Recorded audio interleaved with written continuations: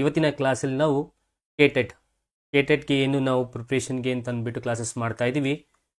So 2025 paper 1 ಮತ್ತು paper 2 ಮ್ಯಾಥ್ಸ್ನ ಈ ಒಂದು ಕ್ಲಾಸ್ನಲ್ಲಿ ನಾವು ಪ್ರೀವಿಯಸ್ ಇಯರ್ಸ್ MCQs ತಗೊಂಡು ಹಳೆಯ ಪ್ರಶ್ನೆ ಪತ್ರಿಕೆಯ ಪ್ರಶ್ನೆಗಳನ್ನು ತಗೊಂಡು ಅದಕ್ಕೆ ಸೊಲ್ಯೂಷನ್ಸನ್ನು ನೋಡೋಣ ಅನ್ನೋಂಥದ್ದು. ಸೊಲ್ಯೂಷನ್ಸನ್ನು ಕೊಡ್ತೀನಿ ಅದಕ್ಕೆ.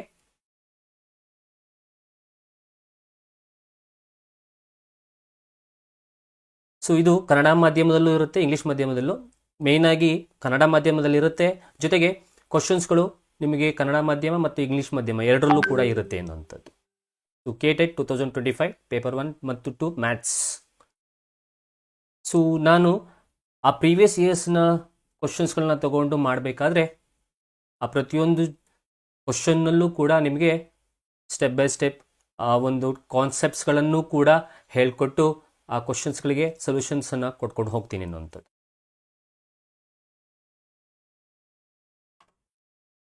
ಸೊ ಮೊದಲನೇದಾಗಿ ನಾವು ನೋಡೋದಾದರೆ ಫಸ್ಟ್ ಸಿಲೆಬಸ್ಸನ್ನು ನೋಡೋದಾದರೆ, ಸೊ ಮ್ಯಾಥಮೆಟಿಕ್ಸ್ ಸಿಲೆಬಸ್ಸನ್ನು ಕೆಟೆಟ್ನ ಪೇಪರ್ 1 ಮತ್ತು ಪೇಪರ್ 2 ಅಲ್ಲಿ ಬರುವಂತಹ ಸಿಲೆಬಸ್ನ ನೋಡೋದಾದರೆ, ಮೊದಲನೇದಾಗಿ ಪೇಪರ್ 1 ಸಿಲೆಬಸ್ನ ನಾವು ನೋಡೋದಾದರೆ ಅದರಲ್ಲಿ ಈ ರೀತಿ ಇರುತ್ತೆ.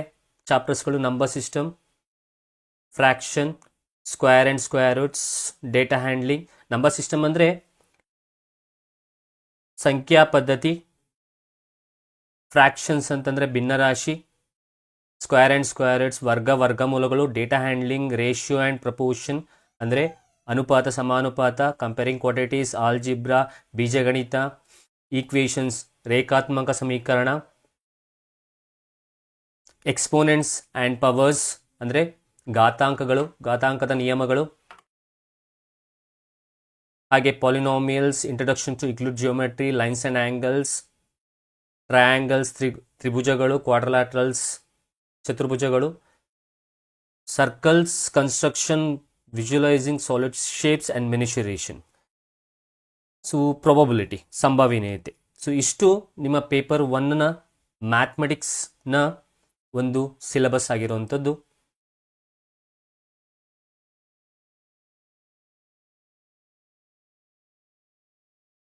ಆ್ಯಪಲ್ಲಿ 4 PM ಕ್ಲಾಸ್ ಇಲ್ವಾ ಸರ್? ಇವತ್ತು ಆ್ಯಕ್ಚುಲ್ ಆಗಿ ನಾವು ಪ್ರೀವಿಯಸ್ ಇಯರ್ಸ್ ಕ್ವಶನ್ಸ್ಗಳನ್ನ ನಾವು ತೊಗೊಂಡು ಮಾಡ್ತಾ ಇದ್ದೀವಿ. ಆ್ಯಪಲ್ಲಿ ನಿಮಗೆ ಪ್ರತಿದಿನವೂ ಇರುತ್ತೆ. ಆ್ಯಪಲ್ಲಿ ನೀವು ಕೋರ್ಸನ್ನು ತೆಗೆದುಕೊಂಡ್ರೆ ನಿಮಗೆ ಪ್ರತಿದಿನವೂ ಕೂಡ ಕ್ಲಾಸಸ್ಗಳು ನಿಮಗೆ ಇರುತ್ತೆ ಅನ್ನೋಂಥದ್ದು. ಸೊ ನಾವು IGT ಅಕಾಡೆಮಿಯಲ್ಲಿ ಕೆಟೆಟ್ಗೆ ಅಂತಲೇ ನಾವು ಕೋರ್ಸನ್ನು ಆ್ಯಡ್ ಮಾಡಿದ್ದೀವಿ. ಕೆಟೆಟ್ ಪೇಪರ್ 1 ಪೇಪರ್ 2 ಎಸ್ಪೆಷಲಿ ಸೈನ್ಸ್ ಮತ್ತು ಮ್ಯಾಥ್ಸ್ಗಳಿಗೋಸ್ಕರ. ಸೊ ಜೊತೆಗೆ ಕೆಟೆಟ್ನ ಸೋಷಲ್ ಸೈನ್ಸ್ ಕೂಡ ಪೇಪರ್ 1 ಪೇಪರ್ 2 ಆ್ಯಪಲ್ಲಿ ನಿಮಗೆ ಕೋರ್ಸ್ ಲಭ್ಯ ಇರುತ್ತೆ ಅನ್ನೋಂಥದ್ದು. ಇದನ್ನು ನೀವು ತೊಗೋಬೋದು. ಇದರಲ್ಲಿ ಚಾಪ್ಟರ್ ವೈಸ್ ವರ್ಕ್ಶೀಟ್ಸನ್ನು ಕೊಡ್ತೀವಿ, ಸಿಲೆಬಸ್ ಕಂಪ್ಲೀಷನ್ನ ಮಾಡಿಕೊಡ್ತೀವಿ.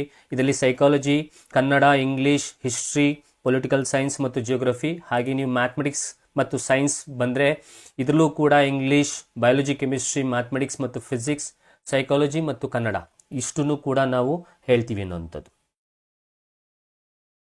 ಇನ್ನು ಇವತ್ತಿನ ಈ ತರಗತಿಯಲ್ಲಿ ನಾವು ಈಗಾಗಲೇ ಹೇಳಿದಾಗೆ ಕೆಲವಾರು MCQsಗಳನ್ನ ಮಾತಾಡ್ಕೊಂಡು ಹೋಗೋಣ. ಸೊ ನಾವು ಸಿಲೆಬಸ್ ಬಗ್ಗೆ ಮಾತಾಡ್ತಾ ಇದ್ದು, ಸಿಲೆಬಸ್ಸಲ್ಲಿ ಪೇಪರ್ 1 ಸಿಲೆಬಸ್ನ ನೋಡಿದ್ದೀವಿ.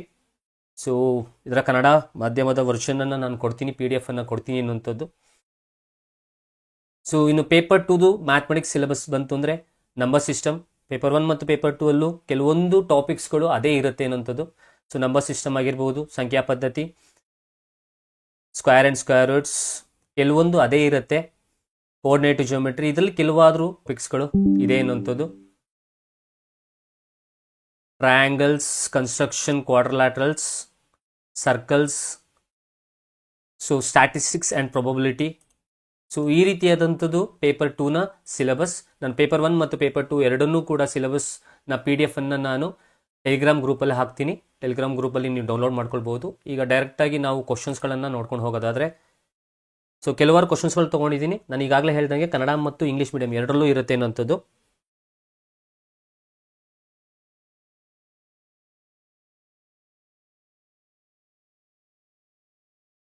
ಓಕೆ, ಮೊದಲನೇ ಕ್ವಶನ್ನ ನೋಡೋದಾದರೆ sin 2θ = √3/2 ಆದಾಗ ಥೀಟಾದ ಬೆಲೆ. So the value of theta when sine 2 theta equals to √3/2. ನಾನು ಈಗಾಗಲೇ ಹೇಳ್ದಂಗೆ ಕ್ವಶನ್ಸ್ ಎರಡು ಮೀಡಿಯಮಲ್ಲೂ ಇರುತ್ತೆ, ಎರಡು ಮಾಧ್ಯಮದಲ್ಲೂ ಇರುತ್ತೆ, ಕನ್ನಡ ಮತ್ತು ಇಂಗ್ಲೀಷ್ ಮಾಧ್ಯಮದಲ್ಲಿ. ಸೊ ಇದರ ವ್ಯಾಲ್ಯೂನ ಹೇಗೆ ಫೈಂಡ್ ಔಟ್ ಮಾಡೋದು ಅಂತಂದರೆ, ಅವರು ಕೊಟ್ಟಿರೋವಂಥದ್ದು ಸೈನ್ 2 ಥೀಟಾ ಈಕ್ವಲ್ಸ್ ಟು √3/2 ಅನ್ನೋಂಥದ್ದು ಕೊಟ್ಟಿರೋದು. ಈಗ ನಿಮಗೆ ತ್ರಿಕೋನಮಿತಿ ಚಾಪ್ಟ್ರಲ್ಲಿ ಟ್ರಿಗ್ನೋಮೆಟ್ರಿಕ್ ವ್ಯಾಲ್ಯೂಸ್ ಟೇಬಲ್ಸಲ್ಲಿ ನೀವು ಕಂಡಿಡ್ಕೋಬೇಕಾಗಿರೋಂಥದ್ದು ಏನು ಅಂದರೆ, √3/2 ಅನ್ನೋಂಥದ್ದು ಎಷ್ಟು ಡಿಗ್ರಿಲಿ ಬರುತ್ತೆ. ನಿಮಗೆ 0 degree, 30 degree, 45 degree, 60 degree, 90 degree ಈ ರೀತಿ ಸೈನ್ದು ವ್ಯಾಲ್ಯೂದು ಟೇಬಲ್ಸ್ ಇದೆಯಲ್ಲ, ಅದರಲ್ಲಿ ಆ ಥೀಟಾ ವ್ಯಾಲ್ಯೂಯಲ್ಲಿ √3/2 ಯಾವಾಗ ಬರುತ್ತೆ ಆ ಒಂದು ತ್ರಿಕೋನಮಿತಿಯ ಟೇಬಲ್ನಲ್ಲಿ ಅನ್ನುವಂಥದ್ದನ್ನ ನಾವು ನೋಡಿಕೊಂಡ್ರೆ, ನೀವು ಆ ವ್ಯಾಲ್ಯೂನ, ಆ ಆ್ಯಂಗಲನ್ನು ಇಲ್ಲಿ, ಕೋನವನ್ನು ಇಲ್ಲಿಗೆ ಹಾಕ್ಕೊಂಡು ಸಿಂಪ್ಲಿಫೈ ಮಾಡಿದ್ರೆ ನಿಮಗೆ ಬರುತ್ತೆ ಅನ್ನೋಂಥದ್ದು. ಸೊ ನಿಮ್ಗೆ ಈಗಾಗಲೇ ಗೊತ್ತಿರೋ ಹಾಗೆ ಸೈನ್ 0 ಡಿಗ್ರಿ ಅಂದರೆ 0, ಸೈನ್ 30 ಡಿಗ್ರಿ ಅಂತಂದರೆ 1/2, ಸೊ ಸೈನ್ 45 ಡಿಗ್ರಿ ಅಂತಂದರೆ 1/√2, ಆ್ಯಂಡ್ ಸೈನ್ 60 ಅಂತಂದರೆ √3/2, ಸೈನ್ 90 ಅಂದರೆ 1. ಹಾಗಾದರೆ ಈ ಒಂದು √3/2 ಸೈನ್ನ ವ್ಯಾಲ್ಯೂಯಲ್ಲಿ ಯಾವಾಗ ಬರುತ್ತೆ ಅಂತಂದರೆ ಸೈನ್ 60 ಡಿಗ್ರಿ ಇದ್ದಾಗ ಬರುತ್ತೆ ಅನ್ನೋಂಥದ್ದು. ಹಾಗಾದರೆ ಇಲ್ಲಿ ಸೈನು ಕ್ಯಾನ್ಸಲ್ ಆದರೆ ಉಳಿದಿರೋದು 2 ಥೀಟಾ ಈಕ್ವಲ್ಸ್ ಟು 60 ಡಿಗ್ರಿ ಆಗುತ್ತೆ. ಹಾಗಾದರೆ ಇಲ್ಲಿ ನಿಮಗೆ ಇದನ್ನು ಡಿವೈಡ್ ಮಾಡಿದ್ರೆ 30 ಡಿಗ್ರಿ ಬರುತ್ತೆ. 2 1 2 30. ಹಾಗಾದರೆ ಥೀಟಾ ವ್ಯಾಲ್ಯೂ ಎಷ್ಟಾಯಿತು ಅಂತಂದರೆ 30 ಡಿಗ್ರಿ ಆಯಿತು. ಸೊ 30 ಡಿಗ್ರಿ ಇರೋ ಆಪ್ಷನ್ ಥರ್ಡ್ ಆಪ್ಷನ್ ಕರೆಕ್ಟ್ ಅನ್ನೋಂಥದ್ದು.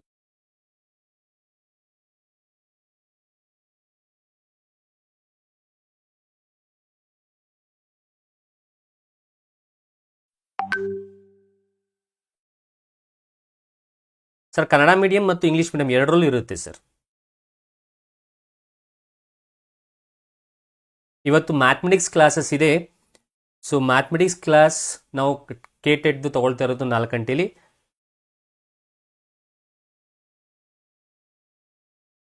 ಸೊ ಇದು ಮೊದಲನೇ ಕ್ವಶನ್ನು. ಸೊ ಈ ರೀತಿಯಾಗಿ ನೀವು ವ್ಯಾಲ್ಯೂವನ್ನು ಫೈಂಡ್ ಔಟ್ ಮಾಡಬೇಕು. ಇನ್ನು ಎರಡನೇ ಕ್ವಶನ್ಸ್ಗೆ ಹೋಗೋದಾದರೆ, ಸೊ 92.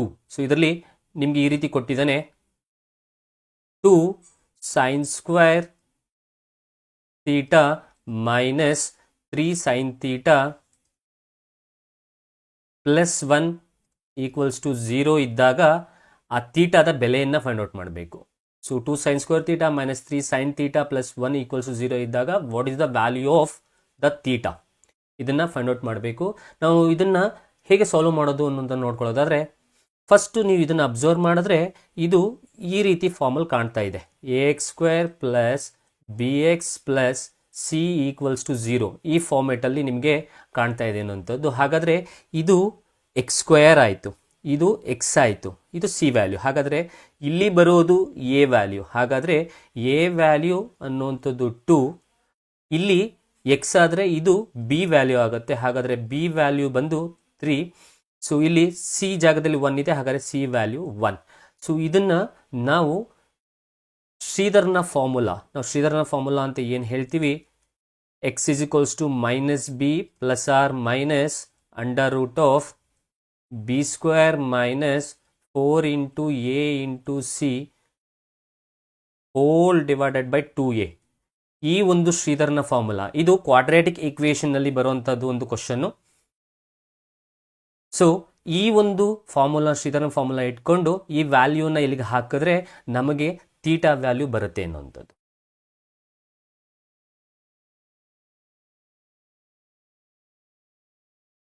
ಅಡ್ಮಿಷನ್ ಸ್ಟಾರ್ಟ್ ಆಗಿದೆ ಸರ್. ಸೊ ಈಗ ನೆಕ್ಸ್ಟ್ ಪೇಜಲ್ಲಿ ನಾನು ಕಂಟಿನ್ಯೂ ಮಾಡ್ತೀನಿ ಇದನ್ನು. So A value 2, B value 3, C value 1 ಇಲ್ಲಿ ಬರ್ಕೊಳ್ತೀನಿ ನೋಡಿ. A value 2, B value 3, C value 1 ಇದೆ. ಸೊ ಶ್ರೀಧರನ್ ಫಾರ್ಮುಲಾನ ಇನ್ನೊಂದ್ಸಲಿ ಬರ್ಕೊಳ್ತೀನಿ, -b plus or minus under root of b² minus 4 into a into C whole divided by 2a. So ಈಗ ವ್ಯಾಲ್ಯೂನ apply ಮಾಡೋದಾದರೆ, so here b value 3, so ಹಾಗಾದರೆ ಇಲ್ಲಿ -3 ಆಗುತ್ತೆ. Wait a minute. So b value -3, ಇದು b ವ್ಯಾಲ್ಯೂ ಇಲ್ಲಿ -3 sin theta ಇದೆಯಲ್ಲ, ಹಾಗಾದರೆ b ವ್ಯಾಲ್ಯೂ -3 ಆಗುತ್ತೆ. ಹಾಗಾದ್ರೆ ಇಲ್ಲಿ ಬಿ ವ್ಯಾಲ್ಯೂ -3. ಸೊ ಇಲ್ಲಿ -b ಇದೆ, ಮೈನಸ್ ಇಂಟು ಮೈನಸ್ ಏನಾಗುತ್ತೆ +3 ಆಗುತ್ತೆ ಇದು. ಸೊ +3, ಬಿ ವ್ಯಾಲ್ಯೂ 3 ಇದೆ, ಇಲ್ಲೊಂದು ಮೈನಸ್ ಇದೆ, ಮೈನಸ್ ಇಂಟು ಮೈನಸ್ ಏನಾಗುತ್ತೆ ಪ್ಲಸ್. ಸೊ ಇಲ್ಲಿ ಫಾರ್ಮುಲಾ ಇದೆ, ಫಾರ್ಮುಲಾಗೆ ನಾನು ವ್ಯಾಲ್ಯೂಸ್ ಅಪ್ಲೈ ಮಾಡ್ತಾ ಇದ್ದೀನಿ ಈಗ. ಸೊ +3 ± ನಾವು ಬಿ ಅಂತಂದರೆ -3² -4 ಇಂಟು ಎ ಅಂತಂದರೆ 2 ಇಂಟು ಸಿ ಅಂತಂದರೆ 1 ಡಿವೈಡೆಡ್ ಬೈ 2 ಇಂಟು 2. ಇದನ್ನು ಸಿಂಪ್ಲಿಫೈ ಮಾಡಿದ್ರೆ +3 ± ಸೊ -3² ಅಂದರೂ 9 -4 2 8 ಡಿವೈಡೆಡ್ ಬೈ 4 ಆಯಿತು. ಸೊ ಇದನ್ನು ಸಿಂಪ್ಲಿಫೈ ಮಾಡಿದ್ರೆ ಸೊ +3 ಅಲ್ಲೇ ಉಳ್ಕೊಳ್ತು, ± ಸೊ 9ಅಲ್ಲಿ 8 ಹೋದರೆ 1 ಉಳ್ಕೊಳ್ತು, √1 ಉಳ್ಕೊಳ್ತು ಡಿವೈಡೆಡ್ ಬೈ 4. ಸೊ √1 ವ್ಯಾಲ್ಯೂ 1 ಆಗುತ್ತೆ. So 3 + 1 divided by 4. ಇಲ್ಲಿ ± ಇರೋದು. So ± 1 divided by 4. 3 ± 1 divided by 4. So ಇಲ್ಲಿ ± ಅಂತಂದರೆ ಇಲ್ಲಿ 2 ವ್ಯಾಲ್ಯೂ ಇದೆ, ಒಂದು ಪ್ಲಸ್ ವ್ಯಾಲ್ಯೂ ಇದೆ, ಇನ್ನೊಂದು ಮೈನಸ್ ವ್ಯಾಲ್ಯೂ ಇದೆ ಅಂತ. ಸೊ ಹಾಗಾಗಿ ನಾನು 2 ವ್ಯಾಲ್ಯೂನ ತಗೊಳ್ತೀನಿ. ಮೊದಲು ಪ್ಲಸ್ ವ್ಯಾಲ್ಯೂಗೆ ಹಾಕಿದ್ರೆ 3 + 1 ಡಿವೈಡೆಡ್ ಬೈ 4 ಆಗುತ್ತೆ, ಇನ್ನೊಂದು ಮೈನಸ್ಗೆ ಹಾಕಿದ್ರೆ 3 - 1 ಡಿವೈಡೆಡ್ ಬೈ 4 ಆಗುತ್ತೆ. ಸೊ 3 + 1 ಅಂತಂದರೆ ಇಲ್ಲಿ 4/4 ಆಯಿತು, ಹಾಗಾದರೆ ಆನ್ಸರು 1 ಆಯಿತು. ಇಲ್ಲಿ 2/4 ಆಯಿತು, ಹಾಗಾದರೆ ಆನ್ಸರು 1/2 ಆಯಿತು. ಹಾಗಾದರೆ ನಮಗೆ ಇಲ್ಲಿ ಆನ್ಸರ್ಸ್ ಬಂದಿದೆ. ಆನ್ಸರ್ಸ್ ಅಂದರೆ ರೂಟ್ಸ್ ಅಂದರೆ ಯಾವ್ದು ಬಂದಿದೆ ಅಂತಂದರೆ 1 ಮತ್ತು 1/2. ಸರ್ ಇಲ್ಲಿ 1 ಮತ್ತು 1/2 ಬಂದಿದೆ, ಬಟ್ ಅವರು ಕೇಳಿರೋದು ವ್ಯಾಲ್ಯೂ ಏನು ಅಂತಂದರೆ ತೀಟಾ. ಸೊ ತೀಟಾ ವ್ಯಾಲ್ಯೂ ಕೇಳಿರೋದು, ಬಟ್ ನಮಗಿಲ್ಲಿ ಬಂದಿರೋದು ವ್ಯಾಲ್ಯೂಸು 1 ಮತ್ತು 1/2. ಹಾಗಾದರೆ ಹೆಂಗೆ ಸರ್ ಕಂಡುಹಿಡ್ಕೊಳ್ಳೋದು? ನೋಡಿ 1 ಮತ್ತು 1/2 ಬಂದಿದೆ, ಬಟ್ ನಮಗಿಲ್ಲಿ ತೀಟಾ ವ್ಯಾಲ್ಯೂ ಕೇಳಿದ್ದಾನೆ. ಇಲ್ಲಿ 0 ಡಿಗ್ರಿ 30 ಡಿಗ್ರಿ ಇದೆಯಲ್ಲ, ಹೇಗೆ ಕಂಡುಹಿಡ್ಕೊಳ್ಳೋದು ನಾನು ನೋಡೋದಾದರೆ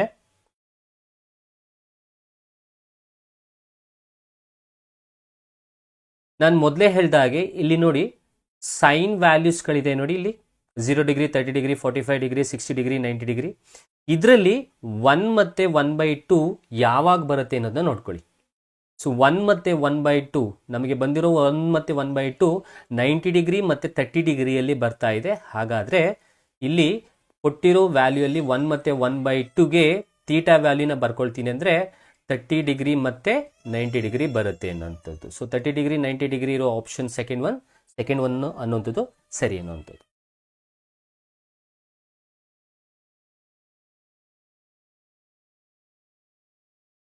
ಬಾಕ್ಸ್ ವ್ಯಾಲ್ಯೂಸ್ಗಳು ಗೊತ್ತಿತ್ತು ಅಂದರೆ, ತ್ರಿಕೋನಮಿತಿಯ ವ್ಯಾಲ್ಯೂಗಳು ನಿಮಗೆ ಗೊತ್ತಿತ್ತು ಅಂದರೆ ನೀವು ಆರಾಮಾಗಿ ಮಾಡ್ಕೊಂಡು ಹೋಗ್ಬೋದು ಅನ್ನೋಂಥದ್ದು. ಸೊ 1/2 ಬರೋದು 30 ಡಿಗ್ರಿ ಮತ್ತು 90 ಡಿಗ್ರಿಯಲ್ಲಿ, ಹಾಗಾಗಿ ನಿಮಗೆ ಸೆಕೆಂಡ್ ಆಪ್ಷನ್ ಸರಿ. So theta value 30 degree and 90 degree. So next question ನೋಡ್ಕೊಳ್ಳೋದಾದ್ರೆ 93.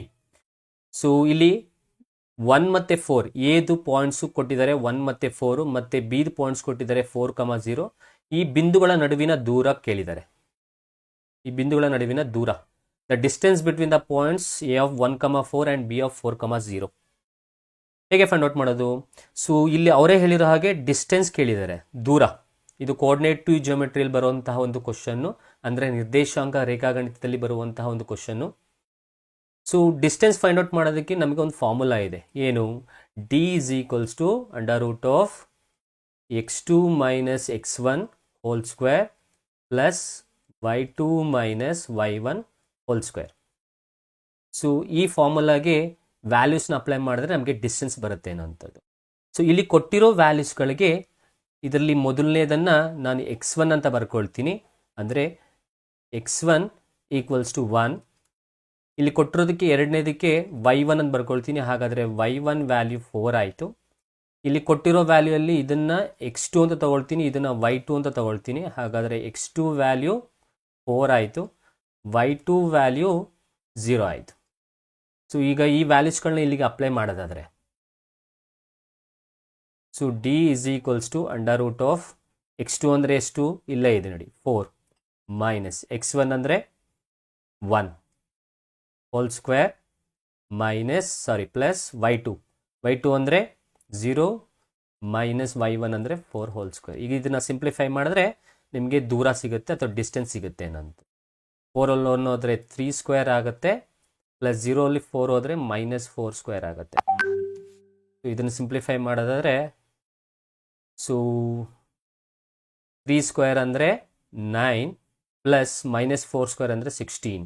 ಹಾಗಾದರೆ 9 + 16 ಅಂತಂದರೆ √25 ಆಯಿತು. √25 ವ್ಯಾಲ್ಯೂ ತೆಗೆದ್ರೆ the answer is 5.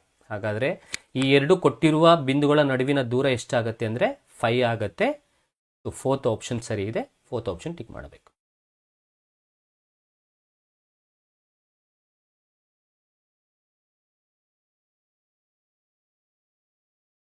Sir chapter wise class ಇರುತ್ತೆ ಸರ್.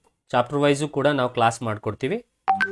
ಆ್ಯಪ್ನಲ್ಲಿ ನಮಗೆ ನಾಳೆಯಿಂದ 6th ಸ್ಟಾರ್ಟ್ ಆಗುತ್ತೆ.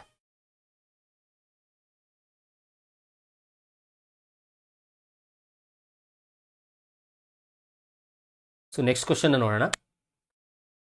ಒಂದು ಲಂಬಕೋನ ತ್ರಿಭುಜದ ಎತ್ತರವು ಅದರ ಪಾದಕ್ಕಿಂತ 7 ಸೆಂಟಿಮೀಟರ್ ಕಡಿಮೆಯಾಗಿದೆ. ಮತ್ತು ಅದರ ವಿಕರ್ಣವು 13 ಸೆಂಟಿಮೀಟರ್ ಆದಾಗ ಉಳಿದೆರಡು ಬಾಹುಗಳ ಅಳತೆಯು. The altitude of a right triangle is 7 centimetre less than it's base. If the hypotenuse is 13 centimetre, find the other 2 sides. ಹೇಗೆ ಮಾಡೋದು? ಸಿ, ಇಲ್ಲಿ ಅವ್ರು ಹೇಳಿದರೆ ಒಂದು ಲಂಬಕೋನ ತ್ರಿಭುಜ. ಈ ಲಂಬಕೋನ ತ್ರಿಭುಜದಲ್ಲಿ ಇದನ್ನು ಎ ಅಂತ ಕೊಟ್ಕೊಳ್ತೀನಿ, ಇದನ್ನು ಬಿ ಅಂತ ಕೊಟ್ಕೊಳ್ತೀನಿ, ಸಿ. ಇದರ ಎತ್ತರ ಎಷ್ಟಿದೆ ಅಂತಂದರೆ ಪಾದಕ್ಕಿಂತ 7 ಕಡಿಮೆ ಆಗಿದೆ. ಇದರಲ್ಲಿ ಬೇಸ್ ಎಷ್ಟಿದೆ ಅಂತಂದರೆ ಸೊ 7 ಹೈಟ್ ಎಷ್ಟಿದೆ ಅಂತಂದರೆ ಬೇಸ್ಗಿಂತ 7 ಕಡಿಮೆ ಇದೆ ಅಂತ ಹೇಳಿದ್ದಾರೆ. ನಾನೇನು ಮಾಡ್ತೀನಿ, ಇಲ್ಲಿ ಬೇಸ್ ಏನಿದೆ ಇದನ್ನು ಎಕ್ಸ್ ಅಂತ ಬರ್ಕೊಳ್ತೀನಿ. ಸೊ ಬೇಸನ್ನು ಎಕ್ಸ್ ಅಂತ ಬರ್ಕೊಳ್ತೀನಿ. ಸೊ ಯೂಟ್ಯೂಬಲ್ಲಿ ನಾನು ಚಾಪ್ಟರ್ ವೈಸ್ ಫ್ರೀ ಕ್ಲಾಸ್ ಮಾಡಿಕೊಡ್ತೀನಿ.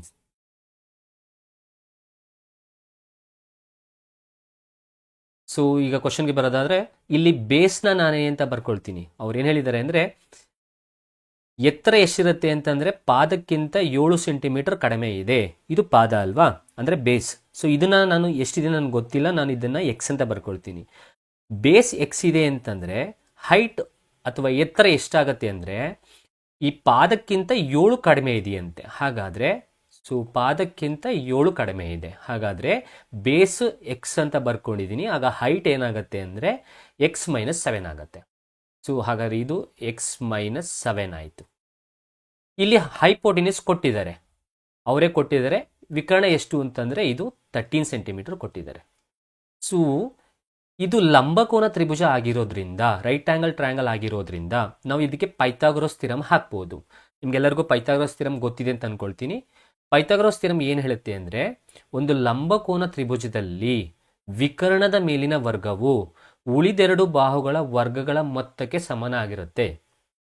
ಇಂಗ್ಲೀಷಲ್ಲಿ ಹೇಳೋದಾದರೆ in a right angle triangle the square of a hypotenuse side is equals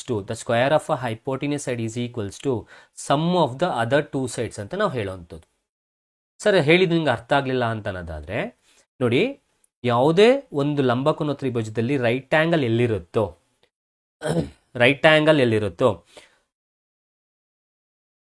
ಆ ರೈಟ್ ಆಂಗಲಲ್ಲಿ ಅದರ ಅಪೋಸಿಟ್ ಸೈಡ್, ಅದರ ಎದುರು ಇರುತ್ತಲ್ಲ, ಅದನ್ನೇ ನಾವು ಹೈಪೋಟಿನಿಯಸ್ ಅಂತ ಕರಿತೀವಿ, ಅಥವಾ ಕನ್ನಡದಲ್ಲಿ ವಿಕರ್ಣ ಅಂತ ಕರಿತೀವಿ. ಈಗ ಪೈಥಾಗೊರಸ್ ಥಿಯರಮ್ ಏನು ಹೇಳುತ್ತೆ ಅಂದರೆ ಒಂದು ಲಂಬಕೋನ ತ್ರಿಭುಜ, ಇದು ಲಂಬಕೋನ ತ್ರಿಭುಜ, ಅದರಲ್ಲಿ ವಿಕರ್ಣದ ಮೇಲಿನ ವರ್ಗ ಸ್ಕ್ವಯರ್ ಆಫ್ ಅ ಹೈಪೋಟಿನಿಯಸ್ ಅಂದರೆ ಹೈಪೋಟಿನಿಯಸ್ ಸೈಡು AC ಅಂದರೆ ವಿಕರ್ಣ AC, ಇದರ ವರ್ಗ. ಸೊ ಒಂದು ಲಂಬಕೋನ ತ್ರಿಭುಜದಲ್ಲಿ ವಿಕರ್ಣದ ಮೇಲಿನ ವರ್ಗ ಉಳಿದೆರಡು ಬಾಹುಗಳು ಯಾವ್ದು? AB ಮತ್ತು BC. ಸೊ AB ಮತ್ತು BC ಉಳಿದೆರಡು ಬಾಹುಗಳ ಮೊತ್ತಗಳ ವರ್ಗಕ್ಕೆ ಸಮನಾಗಿರುತ್ತೆ. ಇದೇ ಪೈಥಾಗೊರಸ್ ಥಿಯರಮ್. ಸೊ ವಿಕರ್ಣದ ಮೇಲಿನ ವರ್ಗ ಉಳಿದೆರಡು ಬಾಹುಗಳ ವರ್ಗಗಳ ಮೊತ್ತಕ್ಕೆ ಸಮನಾಗಿರುತ್ತೆ. ಈಗ ಈ ಪೈಥಾಗೊರಸ್ ಥಿಯರಮ್ಗೆ ಇಲ್ಲಿರೋ ವ್ಯಾಲ್ಯೂಸ್ಗಳನ್ನ ಅಪ್ಲೈ ಮಾಡ್ಕೊಂಡು ಹೋಗ್ತೀನಿ. ಈ ಕ್ವಶನ್ನ ಇನ್ನೊಂದು ರೀತಿಯಲ್ಲೂ ಬಿಡಿಸ್ಬೋದು, ನಾನು ಹೇಳ್ಕೊಡ್ತೀನಿ. ಇದು ನಾನು ಹೇಳಿದಾಗೆ ಪ್ರತಿಯೊಂದು ಕ್ವಶನ್ನಲ್ಲೂ ನಾನು ಆ ಟಾಪಿಕ್ ವೈಸ್ ನಾನು ನಿಮಗೆ ಹೇಳ್ಕೊಂಡು ಹೋಗ್ತಾ ಇರೋವಂಥದ್ದು. ಸ್ವಲ್ಪ ಕಾನ್ಸೆಪ್ಟ್ಸ್ಗಳು ಗೊತ್ತಾಗ್ಲಿ ಅನ್ನೋ ಕಾರಣಕ್ಕೋಸ್ಕರ ನಿಮ್ಗೆ ಹೇಳ್ತಾ ಇರೋದು. ಸೊ ಈಗ ವ್ಯಾಲ್ಯೂಸ್ಗಳನ್ನು ಅಪ್ಲೈ ಮಾಡ್ಕೊಂಡು ಹೋಗ್ತೀನಿ. AC ಕೊಟ್ಟಿದ್ದಾರೆ, ವಿಕರ್ಣ ಕೊಟ್ಟಿದ್ದಾರೆ 13 ಸ್ಕ್ವೇರ್. ಸೊ AB ಅಂತಂದರೆ ನಿಮಗೆ ಇಲ್ಲಿದೆ ನೋಡಿ, AB ಎಕ್ಸ್ ಮೈನಸ್ 7 ಎತ್ತರ whole square plus B C ಅಂತಂದರೆ ಎಕ್ಸ್ ಸ್ಕ್ವೇರ್. ಸೊ 13 ಸ್ಕ್ವೇರನ್ನು ಸಿಂಪ್ಲಿಫೈ ಮಾಡಿ ಆ್ಯಂಡ್ ಇದನ್ನು ಎ ಮೈನಸ್ ಬಿ ಹೋಲ್ ಸ್ಕ್ವೇರಲ್ಲಿ ಸಿಂಪ್ಲಿಫೈ ಮಾಡಬೇಕು. A minus B whole square ಅಂದರೆ ಗೊತ್ತಿದೆ. ಆ ಎ ಮೈನಸ್ ಬಿ ಹೋಲ್ ಸ್ಕ್ವೇರಲ್ಲಿ ನೀವು ಅದನ್ನು ಸಿಂಪ್ಲಿಫೈ ಮಾಡಬೇಕು. ಹೌದು sir, A C square equals A B square plus B C square.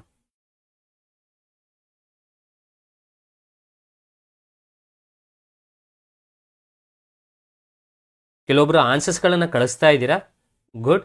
So ಗೊತ್ತಿದೆ ಅನ್ನೋಂಥವ್ರು ಆನ್ಸರ್ಸ್ಗಳನ್ನು ನೀವು ಕಳಿಸ್ಬೋದು. ಮಾಡಿ ಪೇಪರ್ ತೊಗೊಂಡು ಅಲ್ಲೇ ಸಾಲ್ವ್ ಮಾಡ್ಕೋಬೋದು, ಆನ್ಸರ್ಸ್ಗಳನ್ನ ಕಳಿಸ್ಬೋದು. ಜೊತೆಗೆ ನಾನು ಈಗಾಗಲೇ ಹೇಳಿದಾಗೆ ಈ ಕ್ವಶನನ್ನು ನಾವು ಇನ್ನೊಂದು ರೀತಿಯಲ್ಲೂ ಕೂಡ ಬಿಡಿಸ್ಬೋದು. ಸೊ ಆ ಬಿಡಿಸೋಂಥ ಮೆಥಡು ಕೂಡ ಅದನ್ನು ಕೂಡ ಹೇಳ್ಕೊಡ್ತೀನಿ, ಅಂದರೆ ಶಾರ್ಟ್ಕಟ್ ಮೆಥಡಲ್ಲೂ ಕೂಡ ನಾನು ಹೇಳ್ಕೊಡ್ತೀನಿ. ಸೊ ಬಟ್ ನಾನು ನಿಮಗೆ ಈಗಾಗಲೇ ಹೇಳ್ದಂಗೆ ಕಾನ್ಸೆಪ್ಟ್ ಗೊತ್ತಾಗಲಿ ಅನ್ನೋ ಕಾರಣಕ್ಕೋಸ್ಕರ ನಾನು ನಿಮ್ಗೆ ಅದನ್ನು ಹೇಳ್ತಾ ಇರೋಂಥದ್ದು. ಓಕೆ, ಈಗ ಇದನ್ನು ಸಿಂಪ್ಲಿಫೈ ಮಾಡೋಣ. ಸೊ 13 ಸ್ಕ್ವೇರ್ ಅಂತಂದರೆ 169, 13ರ ವರ್ಗ 169. ಇದು ಎ ಮೈನಸ್ ಬಿ ಹೋಲ್ ಸ್ಕ್ವೇರ್ಲಿದೆ. A minus B whole square ಅಂದರೆ A square plus B square minus 2 into A into B. 2 into X into 7 ಅಂತಂದರೆ 7 2 14x ಆಗುತ್ತೆ ಪ್ಲಸ್ ಎಕ್ಸ್ ಸ್ಕ್ವೇರ್. ಸರ್ ಇದು ನನಗೆ ಅರ್ಥ ಆಗಲಿಲ್ಲ ನೋಡಿ. A square plus B square minus 2ab. A ಅಂದರೆ X ಅಂದರೆ ಎಕ್ಸ್ ಸ್ಕ್ವೇರ್, ಬಿ ಅಂತಂದರೆ 7, so 7 square minus 2 into A ಅಂದರೆ ಎಕ್ಸ್ ಇಂಟು 7. ಎಕ್ಸ್ ಸ್ಕ್ವೇರ್ ಅಂದರೆ ಎಕ್ಸ್ ಸ್ಕ್ವೇರ್, 7 ಸ್ಕ್ವೇರ್ ಅಂದರೆ 49, 2 ಇಂಟು ಎಕ್ಸ್ ಇಂಟು 7 ಅಂದರೆ 7 2 14 into X 14x.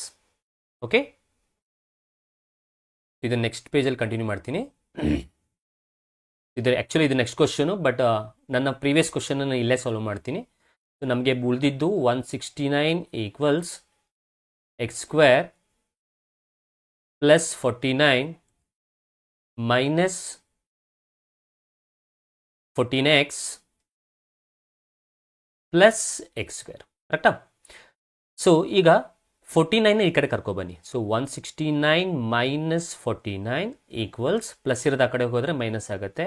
X square plus X square ಎಷ್ಟು X square ಆಗುತ್ತೆ ಅಂದರೆ 2x ಸ್ಕ್ವೇರ್ ಆಗುತ್ತೆ. ಸರ್ ಅದೇ ಈಸಿ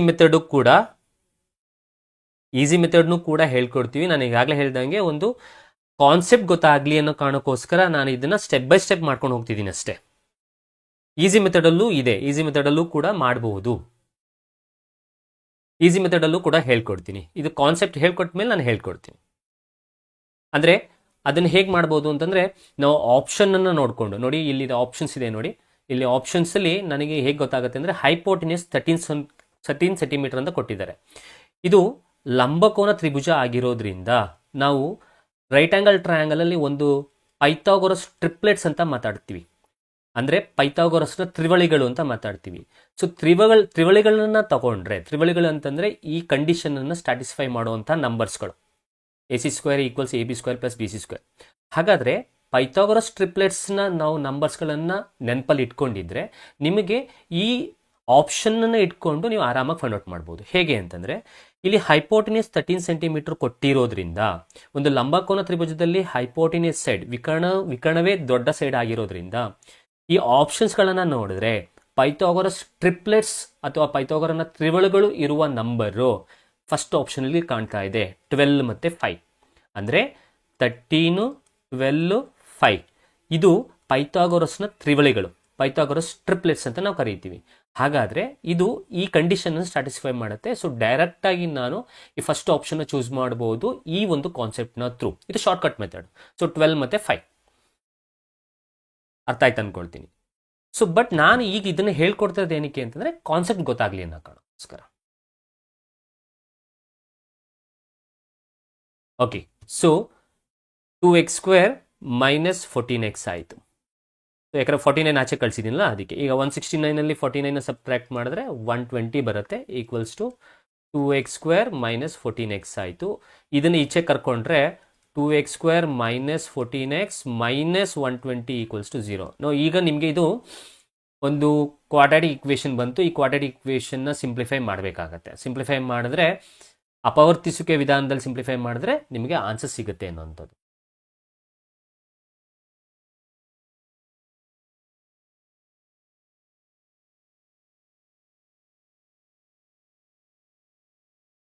ಸರಿ ಸರ್, ಖಂಡಿತವಾಗ್ಲು ಕೆಲವೊಬ್ರು ಕೇಳಿದ್ರು ಸರ್, ಹಾಗಾಗಿ ನಾನು ಶಾರ್ಟ್ಕಟ್ ಮೆಥಡ್ನ ಮಧ್ಯದಲ್ಲೇ ಹೇಳಿದೆ.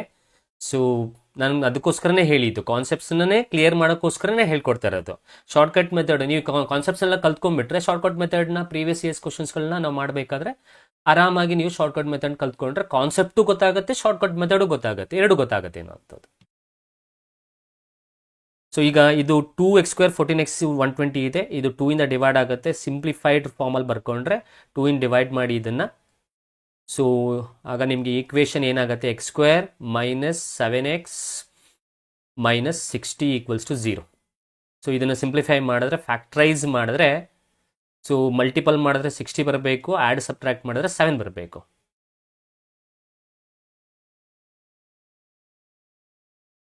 b² - 4ac = 0. ಓಕೆ, ಮೇಲ್ಗಡೆ 95 ಕ್ವಶನ್ಸ್ಗಳಿಗೆ ಯಾರೋ ಆನ್ಸರ್ಸ್ ಮಾಡ್ತಾ ಇದ್ದಾರೆ ಆಗಲೇ. ಓಕೆ, ಸೊ ನಾನಿನ್ನು ಹಳೆ ಕ್ವಶನ್ಸಲ್ಲೇ ಇದ್ದೀನಿ ಸರ್, ಅದು ಮುಗಿಸ್ಕೊಂಡು ಖಂಡಿತವಾಗ್ಲು. ಸೊ ಈಗ ಇದನ್ನು ನಾವು ಮಾಡೋದಾದರೆ, ಸೊ x² ನಾವು 12 5 ತೊಗೋಬೋದು. 12 5 60 ಆಗುತ್ತೆ. 12ಅಲ್ಲಿ 5 ಹೋದರೆ 7 ಬರುತ್ತೆ. ಸೊ -12x ಇಲ್ಲಿ ಪ್ಲಸ್ 5x - 60. ಸೊ ಇದನ್ನು ಕಾಮನ್ ತೆಗೆದ್ರೆ, x ಕಾಮನ್ ತೆಗೆದ್ರೆ x - 12 ಆಯಿತು. ಪ್ಲಸ್ 5 ಕಾಮನ್ ತೆಗೆದ್ರೆ x - 12 ಆಯಿತು. ಹಾಗಾದರೆ ಆನ್ಸರ್ಸ್ ಏನೇನು ಅಂದರೆ x - 12 ಒಂದು, x + 5 ಒಂದು. ಸೊ x = -5 ಆಗುತ್ತೆ. ಪ್ಲಸ್ 5ನ ಆಚೆ ಕಳಿಸಿದ್ರೆ ಇದು x = 12 ಆಗುತ್ತೆ. ಇಲ್ಲಿ ನೆಗೆಟಿವ್ ವ್ಯಾಲ್ಯೂ ಇರೋದ್ರಿಂದ ವಿಲ್ ನಾಟ್ ಕನ್ಸಿಡರ್ ದಿಸ್, ನಾವು ಕನ್ಸಿಡರ್ ಮಾಡಲ್ಲ. ಈ +12 ಅನ್ನೋದನ್ನ ಕನ್ಸಿಡರ್ ಮಾಡ್ತೀವಿ. ನಾನು ಹೇಳಿದ್ನಲ್ಲ, ನಮ್ಗೆ ಆನ್ಸರ್ ಬಂತು, x 12 ಬಂತು. ಸೊ x 12 ಬಂದಿದೆ ಅಂತಂದರೆ ಅದು ನಮಗೆ ಇಲ್ಲಿ ಬೇಸ್ ಆಯಿತು, ಇದು 12 ಆಯಿತು. ಸೊ ಈಗ ಇದು ಎತ್ತರ, ಇಲ್ಲಿ x - 7 ಇದೆಯಲ್ಲ, ಸೊ 12 - 7 ಮಾಡಿ. ಸೊ ನಿಮ್ಗೆ ಆನ್ಸರ್ ಸಿಗುತ್ತೆ ಏನೋ ಅಂತ. ಸೊ 5. ಸೊ ಹಾಗಾದರೆ ನಮಗೆ ಒಂದು ಬೇಸ್ ಸಿಕ್ತು 12, ಇನ್ನೊಂದು ಎತ್ತರ ಸಿಕ್ತು 5. ಹಾಗಾದರೆ 12 ಮತ್ತು 5 ಇರೋ option first, base 12, height 5. So first option is right ಅನ್ನೋವಂಥದ್ದು. ನಾನು ಹೇಳಿದ್ನಲ್ಲ, ಇದು ಮೆಥಡ್ ಆ್ಯಕ್ಚುಲ್ ಆಗಿ ಮಾಡೋವಂಥದ್ದು. ಬಟ್ ನಾನು ಈಗಾಗಲೇ ಹೇಳಿದ ಹಾಗೆ ಶಾರ್ಟ್ಕಟ್ ಮೆಥಡಲ್ಲಿ ಮಾಡ್ತೀನಿ ಅಂತಂದರೆ ಇದು ಪೈಥಾಗರಸ್ ಟ್ರಿಪ್ಲೆಟ್ಸ್ ಥ್ರೂ ನಾವು ಫೈಂಡ್ ಔಟ್ ಮಾಡ್ಬೋದು. ಪೈಥಾಗರಸ್ ತ್ರಿವಳಿಗಳನ್ನ ಇಟ್ಕೊಂಡು 13 ಅನ್ನೋಂಥದ್ದು ನಂಗೆ ಗೊತ್ತಿತ್ತು, 12 ಮತ್ತು 5 ಇರೋ ಆಪ್ಷನ್ಸ್ನ ಹುಡುಕ್ತೆ, ಫಸ್ಟ್ ಆಪ್ಷನ್ನ ಕರೆಕ್ಟ್ ಅನ್ನೋಂಥದ್ದು ಮಾಡಿದೆ. ಓಕೆ, ಸೊ ಎರಡು ರೀತಿಯಲ್ಲೂ ಮಾಡ್ಬೋದು. ಇದು ಮೆಥಡ್ ಹೇಳ್ಕೊಟ್ಟಿದ್ದು, ಇದು ಟ್ರಿಪ್ಲೆಟ್ಸ್ ಥ್ರೂ. ಐ ಹೋಪ್ ಅರ್ಥ ಆಗಿದೆ ಅಂತ ಅಂದ್ಕೊಳ್ತೀನಿ. ಯಾರಿಗಾರು ಅರ್ಥ ಆಗಿಲ್ಲ ಅಂತಂದರೆ ನಮ್ಮ ಟೆಲಿಗ್ರಾಮ್ ಗ್ರೂಪಲ್ಲಿ ನೀವು ಹಾಕ್ಬೋದು. ಸೊ ಖಂಡಿತವಾಗ್ಲೂ ಮಾಡಿಕೊಡ್ತೀವಿ.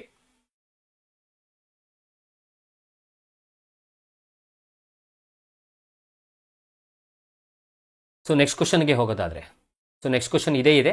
12x² + 4kx + 3. 12x² + 4kx + 3 = 0. ಇದು ಕೂಡ ಒಂದು ಕ್ವಾಡ್ರಾಟಿಕ್ ಈಕ್ವೇಷನ್ ಚಾಪ್ಟರ್ ಇದೆ. 12x² + 4kx + 3 = 0. ಈ ಸಮೀಕರಣದ ಮೂಲಗಳು ಸಮವಾಗಿದ್ದಾಗ, ಈ ಕ್ವಾಡ್ರಾಟಿಕ್ ಈಕ್ವೇಷನ್ಸ್ದು values discriminate and equal roots ಆಗಿದ್ದಾಗ you need to find the value of K ವ್ಯಾಲ್ಯೂವನ್ನು ನಾವು ಫೈಂಡ್ ಔಟ್ ಮಾಡಬೇಕು. ಎಲ್ಲಿ ಕ್ವಶನ್ನಲ್ಲಿ ನಿಮಗೆ ಈ ರೀತಿ ಇರುತ್ತೆ ಅಂತ ಅಂದ್ಕೊಳ್ಳಿ. ಸೊ ಸಮೀಕರಣದ ಮೂಲಗಳು ವಾಸ್ತವ ಸಂಖ್ಯೆಗಳು ಸಮ ಅಥವಾ ಈಕ್ವೇಷನ್ ಆರ್ ರಿಯಲ್ ಅಂತ ಇತ್ತು ಅಂತಂದರೆ ನಿಮಗೆ ಫಾರ್ಮುಲಾ ಬಂದು b² - 4ac = 0 ಆಗುತ್ತೆ. ಸೊ ಇಲ್ಲಿ x² ಪಕ್ಕದಲ್ಲಿರುವಂಥದ್ದು a ವ್ಯಾಲ್ಯೂ ಆಗುತ್ತೆ, ಈ x ಪಕ್ಕದಲ್ಲಿರುವಂಥದ್ದು b ವ್ಯಾಲ್ಯೂ ಆಗುತ್ತೆ, ಅಂದರೆ 4k ಆಯಿತು. ಇಲ್ಲಿರುವಂಥದ್ದು c ವ್ಯಾಲ್ಯೂ ಆಗುತ್ತೆ 3, ಅಂದರೆ standard form ax² + bx + c = 0. ಹಾಗಾದರೆ x² ಪಕ್ಕದಲ್ಲಿರೋದು a 12, x ಪಕ್ಕದಲ್ಲಿರೋದು b 4k, ಇದು c. So C value 3. So ಈಗ ಇಲ್ಲಿರೋ ವ್ಯಾಲ್ಯೂವನ್ನು ಇಲ್ಲಿಗೆ ಅಪ್ಲೈ ಮಾಡಿದ್ರೆ ನಿಮಗೆ ಕೆ ವ್ಯಾಲ್ಯೂ ಸಿಗುತ್ತೆ. ಸೊ ಈಗಾಗಲೇ ಹೇಳಿದ ಹಾಗೆ ಈ ಒಂದು ಅಂಶವನ್ನು ತಲೆ ಇಟ್ಕೊಂಡಿರಿ, ಯಾವ ಒಂದು ಕ್ವಶನ್ನಲ್ಲಿ ಮೂಲಗಳು ವಾಸ್ತವ ಸಂಖ್ಯೆಗಳಾಗಿದ್ದು ಸಮ ಅಥವಾ the roots of the equation are equal ಅಂತ ಎಲ್ಲಿರುತ್ತೋ ಆಗ ನೀವು ಈ ಕಂಡೀಷನನ್ನು ಬರ್ಕೊಳ್ಳಿ ಅಥವಾ ಈ ಫಾರ್ಮುಲಾವನ್ನು ಬರ್ಕೊಳ್ಳಿ. ಅದೇ b² - 4ac = 0, nature of the roots ಅಂತ ಅನ್ನೋದನ್ನು ನಾವು ಹೇಳ್ತೀವಿ. ಸೊ ಈ ಫಾರ್ಮುಲಾವನ್ನು ಬರ್ಕೊಂಡು ಡೇಟಾವನ್ನು ಅಪ್ಲೈ ಮಾಡಿದ್ರೆ ಕೆ ವ್ಯಾಲ್ಯೂ ಸಿಗುತ್ತೆ. ಸೊ ಬಿ ಅಂತಂದರೆ 4k² - 4 × a ಅಂತಂದರೆ 12 × c ಅಂತಂದರೆ 3. ಸೊ ಇದನ್ನು ಸಿಂಪ್ಲಿಫೈ ಮಾಡಿದ್ರೆ ನಿಮಗೆ ವ್ಯಾಲ್ಯೂ ಸಿಗುತ್ತೆ ಅನ್ನೋದು. ಮಾಡ್ತಾ ಇದ್ದೀರಾ ಕೆಲವೊಬ್ರು. ಸೊ ಆನ್ಸರ್ಸ್ ಗೊತ್ತಿದ್ರೆ ಮಾಡಿ ಹೇಳ್ಬೋದು ಸರ್. ಸೊ ಇಲ್ಲಿ 4ಗೆ ಸ್ಕ್ವೇರ್ ಮಾಡಿದ್ರೆ 16 ಆಯಿತು, ಕೆಗೆ ಸ್ಕ್ವೇರ್ ಮಾಡಿದ್ರೆ ಕೆ ಸ್ಕ್ವೇರ್ ಆಯಿತು. ಸೊ ಇದನ್ನು ಸಿಂಪ್ಲಿಫೈ ಮಾಡಿ. ಸೊ 4 × 12 × 3. ಸೊ 144 = 0 ಆಗುತ್ತೆ. ಸೊ 144 = 0. ಸೊ 144ನ ಆಚೆ ಕಳಿಸಿ ಪ್ಲಸ್ 144 ಆಗುತ್ತೆ. ಸೊ 16ನಿಂದ ಅದನ್ನು ಡಿವೈಡ್ ಮಾಡಿ. ಸೊ 16ನಿಂದ ಡಿವೈಡ್ ಮಾಡಿದ್ರೆ ನಿಮಗೆ ಬರುವಂಥದ್ದು 9. ಸೊ ಹಾಗಾದರೆ ಕೆ ಸ್ಕ್ವೇರ್ ವ್ಯಾಲ್ಯೂ 9 ಬಂತು. ಕೆ ಸ್ಕ್ವೇರ್ ವ್ಯಾಲ್ಯೂ 9 ಬಂತು ಅಂದರೆ ಕೆ ವ್ಯಾಲ್ಯೂ ±3 ಆಗುತ್ತೆ. ಯಾಕೆಂದರೆ ನಮಗೆ ಕೆ ವ್ಯಾಲ್ಯೂ ಬೇಕು, ಎರಡೂ ಕಡೆ ಸ್ಕ್ವೇರ್ ರೂಟ್ ಹಾಕಿದ್ರೆ ಇಲ್ಲಿ ಸ್ಕ್ವೇರ್ಗೆ ಸ್ಕ್ವೇರ್ ರೂಟ್ ಗೆಟ್ ಕ್ಯಾನ್ಸಲ್ ಆದರೆ ಕೆ ವ್ಯಾಲ್ಯೂ ±3 ಬರುತ್ತೆ ಅನ್ನೋದು.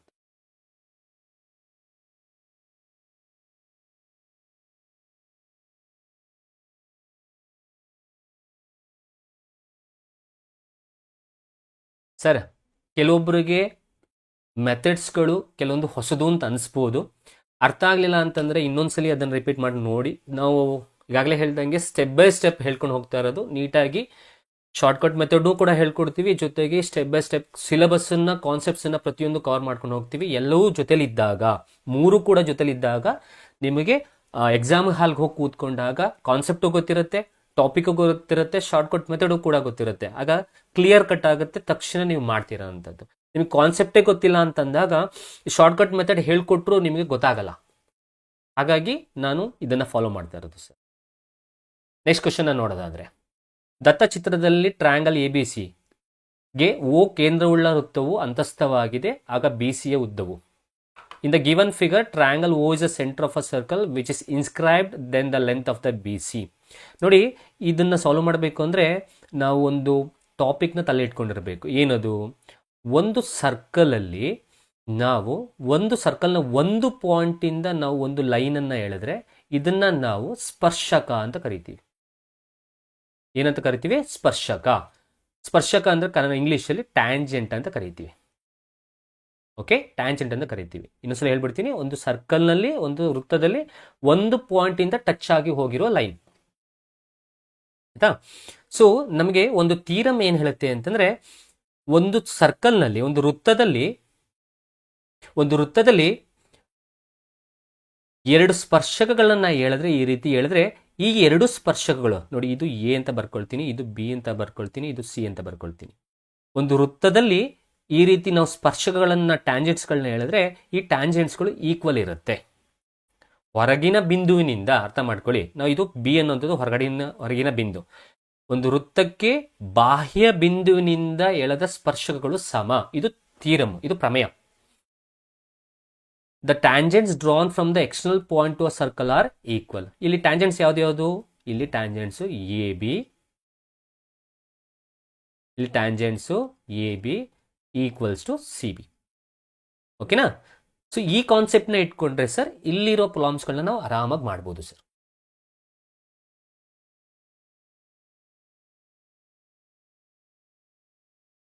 S, so BA equals to BC ಆಗುತ್ತೆ. ಸೊ ಈ ಕಾನ್ಸೆಪ್ಟ್ನ ಇಟ್ಕೊಂಡ್ರೆ ನಮಗೆ ಈ ಪ್ರಾಬ್ಲಮ್ಗಳನ್ನ ಸಾಲ್ವ್ ಮಾಡೋದಕ್ಕೆ ಸಾಧ್ಯ ಆಗುತ್ತೆ. ಸೊ ಇಲ್ಲಿ ಇನ್ನೊಂದು ಪಾಯಿಂಟ್ನ ತಿಳ್ಕೊಳ್ಳಿ. ಇದರಲ್ಲಿ AB ಅನ್ನುವಂಥದ್ದು ಟ್ಯಾಂಜೆಂಟ್, ಸ್ಪರ್ಶಕ, BC ಅನ್ನುವಂಥದ್ದು ಟ್ಯಾಂಜೆಂಟು. ಸೊ ಈ ಪಾಯಿಂಟ್ ಇದೆಯಲ್ಲ, ಇದನ್ನು ನಾವು ಪಾಯಿಂಟ್ ಆಫ್ ಕಾಂಟ್ಯಾಕ್ಟ್ ಅಂತ ಕರಿತೀವಿ. ಆ ಸ್ಪರ್ಶಕಗೆ ಎಳೆದಿರುವ ಬಿಂದು ಸ್ಪರ್ಶಕ ಬಿಂದು ಅಂತ ನಾವು ಕರಿತೀವಿ. ಹಾಗಾದ್ರೆ AB ಟ್ಯಾಂಜೆಂಟು ಸ್ಪರ್ಶಕ, BC ಟ್ಯಾಂಜೆಂಟು ಸ್ಪರ್ಶಕ, A ಸ್ಪರ್ಶಕ ಬಿಂದು, C ಸ್ಪರ್ಶಕ ಬಿಂದು, ಪಾಯಿಂಟ್ ಆಫ್ ಕಾಂಟ್ಯಾಕ್ಟ್. ಓಕೆನಾ? ಸೊ ಈಗ ಇದನ್ನ ಇಟ್ಕೊಂಡು ಇದನ್ನು ಸಾಲ್ವ್ ಮಾಡೋಣ. ಹೇಗೆ ನೋಡಿ, ಇದು ಒಂದು ಸರ್ಕಲ್ ಆಯಿತು. ಈ ಸರ್ಕಲಲ್ಲಿ ನಮಗೆ AP ಅನ್ನುವಂಥದ್ದು ಒಂದು ಟ್ಯಾಂಜೆಂಟು, ಹೌದಾ? AP ಅನ್ನೋದು ಟ್ಯಾಂಜೆಂಟು. ಯಾಕೆಂದರೆ ಇದು A ಹೊರಗಿನ ಬಿಂದುವಿನಿಂದ ಎಳೆದಿರುವಂಥದ್ದು. ಹಾಗಾದ್ರೆ AP ಟ್ಯಾಂಜೆಂಟು. ಈಗಾಗಲೇ ನಾನು ಥೀರಮ್ನ ಏನು ಹೇಳಿದೆ? ಹೊರಗಿನ ಬಿಂದುವಿನಿಂದ ಎಳೆದ ಸ್ಪರ್ಶಗಳು ಏನಾಗಿರುತ್ತೆ? ಸಮ ಇರುತ್ತೆ, ಹೌದಾ? ಹಾಗಾದರೆ ಇಲ್ಲಿ ಈ AP ಅನ್ನುವಂಥದ್ದು AQಗೆ ಸಮ ಇರುತ್ತಾ? ಓಕೆ. ಹಾಗೆ ಇಲ್ಲಿ PB ಅನ್ನುವಂಥದ್ದು BRಗೆ ಸಮ ಇರುತ್ತಾ? ನೋಡಿ, ನಾನು ಬರ್ದ್ಬಿಡ್ತೀನಿ. AP ಅನ್ನುವಂಥದ್ದು ಯಾವುದಕ್ಕೆ ಸಮ ಇದೆ? PQಗೆ ಸಮ ಇದೆ. ಹಾಗೆ ಇಲ್ಲಿ PB ಅನ್ನುವಂಥದ್ದು ಯಾವುದಕ್ಕೆ ಸಮ ಇದೆ? BRಗೆ ಸಮ ಇದೆ. ಓಕೆ. ಹಾಗೆ ಆರ್ ಸಿ ಅನ್ನುವಂಥದ್ದು ನೋಡಿ ಇಲ್ಲಿ ಇದು ಒಂದು ಟ್ಯಾಂಜೆಂಟು ಹೊರಗೆ ಬಿಂದಿಂದ ಎಳ್ದಿರೋದು. ಹಾಗಾದರೆ ಆರ್ ಸಿ ಅನ್ನುವಂಥದ್ದು ಸಿ ಕ್ಯೂಗೆ ಈಕ್ವಲ್. ಓಕೆ, ಸೊ ಈಗ ಇದನ್ನ ಇಟ್ಕೊಂಡು ನಾವು ಆರಾಮಾಗಿ ಫೈಂಡ್ ಔಟ್ ಮಾಡ್ಬೋದು. ಹಾಗಾದರೆ ಪಿ ಬಿ ಅನ್ನುವಂಥದ್ದು ಬಿ ಆರ್ಗೆ ಈಕ್ವಲ್ ಇದ್ದರೆ, ಓಕೆ 10 ಸೆಂಟಿಮೀಟರ್ ಅಂತ ಕಳಿಸಿದ್ದೀರಾ, ಕರೆಕ್ಟ್. ಸೊ ಹಾಗಾದರೆ ಪಿ ಬಿ ಅನ್ನುವಂಥದ್ದು 4 ಇದ್ದರೆ, ಹಾಗಾದ್ರೆ ಇಲ್ಲಿಂದ ಇಲ್ಲಿಗೂ ಎಷ್ಟಿರಲೇಬೇಕು, 4 ಇರಬೇಕು. ಓಕೆ, ಈಗ ಇಲ್ಲಿ ಬನ್ನಿ, ಎ ಪಿ ಅನ್ನುವಂಥದ್ದು 3 ಇದ್ದರೆ ಎ ಕ್ಯೂ ಅನ್ನುವಂಥದ್ದು ಎಷ್ಟಿರಲೇಬೇಕು, 3 ಇರಬೇಕು. ಆದರೆ ಎ ಸಿ ಟೋಟಲ್, ಒಂದು ನಿಮಿಷ ಇದನ್ನು ರಬ್ ಮಾಡ್ತೀನಿ. ಓಕೆ, ಈಗ ನೋಡಿ, ಸೊ ಹಾಗಾದರೆ ಇಲ್ಲಿ ಎ ಪಿ ಅನ್ನುವಂಥದ್ದು 3 ಇದೆ, ಹಾಗಾದ್ರೆ ಎ ಕ್ಯೂನು 3 ಆಗುತ್ತೆ. ಬಟ್ ಟೋಟಲ್ ಎಷ್ಟು ಕೊಟ್ಟಿದ್ದಾನೆ, ಟೋಟಲ್ 9 ಇದೆ. ಟೋಟಲ್ 9 ಇದ್ರು ಇಲ್ಲಿ 3 ಇದ್ರೆ, ಹಾಗಾದ್ರೆ ಈ ಕ್ಯೂ ಸಿ ಎಷ್ಟಾಗುತ್ತೆ, 9 - 3 ಮಾಡಿ 6 ಆಗುತ್ತೆ. ಓಕೆನಾ? ಹಾಗಾದ್ರೆ ಇಲ್ಲಿ ಕ್ಯೂ ಸಿ ಎಷ್ಟು ಬಂದಂಗಾಯ್ತು, ಕ್ಯೂ ಸಿ 6 ಬಂದಂಗಾಯ್ತು. ಕ್ಯೂ ಸಿ 6 ಇದ್ರೆ ಕ್ಯೂ ಸಿ ಮತ್ತೆ ಆರ್ ಸಿ ಈಕ್ವಲ್ ಅಲ್ವಾ? Q C R C equal ಇದ್ರೆ ಹಾಗಾದ್ರೆ ಇಲ್ಲಿ 6 ಇದ್ರೆ ಇಲ್ಲೆಷ್ಟಾಯ್ತು, 6 ಆಗಲೇಬೇಕು. ಹಾಗಾದ್ರೆ ಎಲ್ಲ ವ್ಯಾಲ್ಯೂ ಬಂತಲ್ಲ ನಮಗೆ. ಅವ್ರು ಕೇಳಿರೋದು ಬಿ ಸಿಯ ಉದ್ದ ಅಂತಂದ್ರೆ ಇಲ್ಲಿಂದ ಇಲ್ಲಿಗೆ 4 ಇದೆ, ಇಲ್ಲಿಂದ ಇಲ್ಲಿಗೆ 6 ಇದೆ, ಟೋಟಲ್ ಎಷ್ಟಾಯಿತು, 10 ಆಯಿತು. 10 ಇರೋ ಆಪ್ಷನ್ ಯಾವುದು ಅಂದರೆ ಫಸ್ಟ್ ಆಪ್ಷನ್ ಅನ್ನೋದು.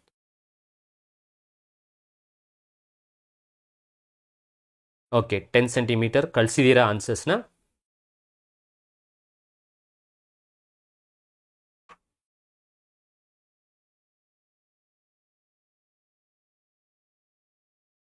ಸರಿ, ನೆಕ್ಸ್ಟ್ ಕ್ವಶನ್ಗೆ ಹೋಗೋದಾದ್ರೆ, ಸೊ ಇದು ಸಮಾಂತರ ಶ್ರೇಣಿದು ಎ ಪಿದು ಅರ್ಥಮೆಟಿಕ್ ಪ್ರೋಗ್ರೆಷನ್ ಅಂತ ನಾವು ಹೇಳ್ತೀವಿ.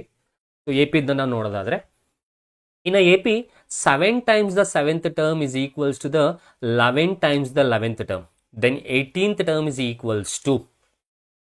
ಎ ಪಿಯಲ್ಲಿ ಒಂದು ಸಮಾಂತರ ಶ್ರೇಣಿಯಲ್ಲಿ 7ನೇ ಪದದ 7ರಷ್ಟು 11ನೇ ಪದದ 11ರಷ್ಟಕ್ಕೆ ಸಮನಾಗಿದೆ. ಆ ಸಮಾಂತರ ಶ್ರೇಣಿಯ 18ನೇ ಪದ ಎಷ್ಟು? ಸಿಂಪಲ್. ಕೊಟ್ಟಿರೋ ಕಂಡೀಷನ್ ಇಟ್ಕೊಂಡು ನಾವು ಆರಾಮಾಗಿ ಕಂಡೀಷನ್ ಹಾಕೊಂಡು ಹೋದರೆ ನಮಗೆ 18th ಟರ್ಮ್ 18ನೇ ಪದ ಬರುತ್ತೆ ಅನ್ನೋಂಥದ್ದು.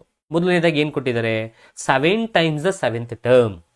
7th time sir please daily class ಮಾಡಿ ಸರ್, ಖಂಡಿತವಾಗ್ಲೂ ಮಾಡಿಕೊಡ್ತೀವಿ sir. So 7 times the 7th term, 7ನೇ ಪದದ 7ರಷ್ಟು. ಹಾಗಾದರೆ ನಾವು ಹಿಂಗೆ ಬರಿಬೋದಾ,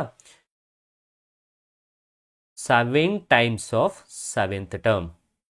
so 7 times of 7th term will be equals to 7ನೇ ಪದದ 7ರಷ್ಟು 11ನೇ ಪದದ 11ರಷ್ಟಕ್ಕೆ, 11 times the 11th term.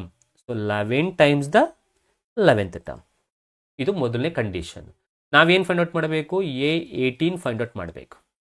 So ಈಗ ಸಮಾಂತರ ಶ್ರೇಣಿಯಲ್ಲಿ A7ಗೆ ಅದರದೇ ಆದ ಫಾರ್ಮುಲಾ ಇದೆ. ಏನು ಫಾರ್ಮುಲಾ ಸರ್? ಫಾರ್ಮುಲಾ ನಾವು ನೋಡೋದಾದರೆ AN equals A plus N - 1 into D. ಇಲ್ಲಿ A7 ಕೇಳಿದ್ದಾರೆ. A7 ಅಂದರೆ ಈ ಎನ್ ಜಾಗದಲ್ಲಿ ಎಷ್ಟು ಬಂತು, 7. ಸೊ ಎನ್ ಜಾಗದಲ್ಲಿ 7 ಹಾಕೊಳ್ಳಿ. A plus 7 - 1 into D. ಹಾಗಾದರೆ A7 ಎಷ್ಟಾಗುತ್ತೆ ಅಂದರೆ A ಪ್ಲಸ್ 60 ಆಗುತ್ತೆ. ತಲೆ ಇಟ್ಕೊಳ್ಳಿ ಇದನ್ನು. ಸೊ A7 ಫಾರ್ಮುಲಾ ಅದರಲ್ಲಿ 1 ಸಬ್ಟ್ರಾಕ್ಟ್ ಮಾಡಿ, A ಪ್ಲಸ್ 60 ಆಯಿತು. ಹಾಗಾದ್ರೆ ಇದನ್ನು ಹೇಳಿ, A11 ಫಾರ್ಮುಲಾ ಏನಾಗುತ್ತೆ, 1 ಕಡಿಮೆ ಮಾಡಿ 11ಅಲ್ಲಿ. ಹಾಗಾದರೆ A ಪ್ಲಸ್ 10D ಆಗುತ್ತೆ. 1 ಕಡಿಮೆ ಮಾಡ್ಬೋದು. ಬಟ್ ಈ ಫಾರ್ಮುಲಾ ತಲೆಯಲ್ಲಿರಬೇಕು. A plus N - 1 into D, ಇದು ಎನ್ನನೇ ಪದವನ್ನು ಕಂಡುಹಿಡಿಯುವಂತಹ ಒಂದು formula. AN equals A plus N - 1 into D. So ಈಗ ಕ್ವಶನ್ಗೆ ಬರೋದಾದರೆ, ಸೊ 7 ಟೈಮ್ಸ್ A7 ಅಂದರೆ ಈಗ ತಾನೇ ಹೇಳ್ಕೊಟ್ಟೆ formula, A plus 6D equals 11 into 11th term ಅಂದರೆ ಫಾರ್ಮುಲಾ ಈಗ ತಾನೇ ಹೇಳ್ಕೊಟ್ಟೆ, A ಪ್ಲಸ್ 10D. ಸಿಂಪ್ಲಿಫೈ ಮಾಡಿ, 7 ಇಂಟು A 7A ಆಯಿತು. ಕೆಲವೊಬ್ರು ಮಾಡ್ತಾ ಇದ್ದೀರಾ? ಓಕೆ,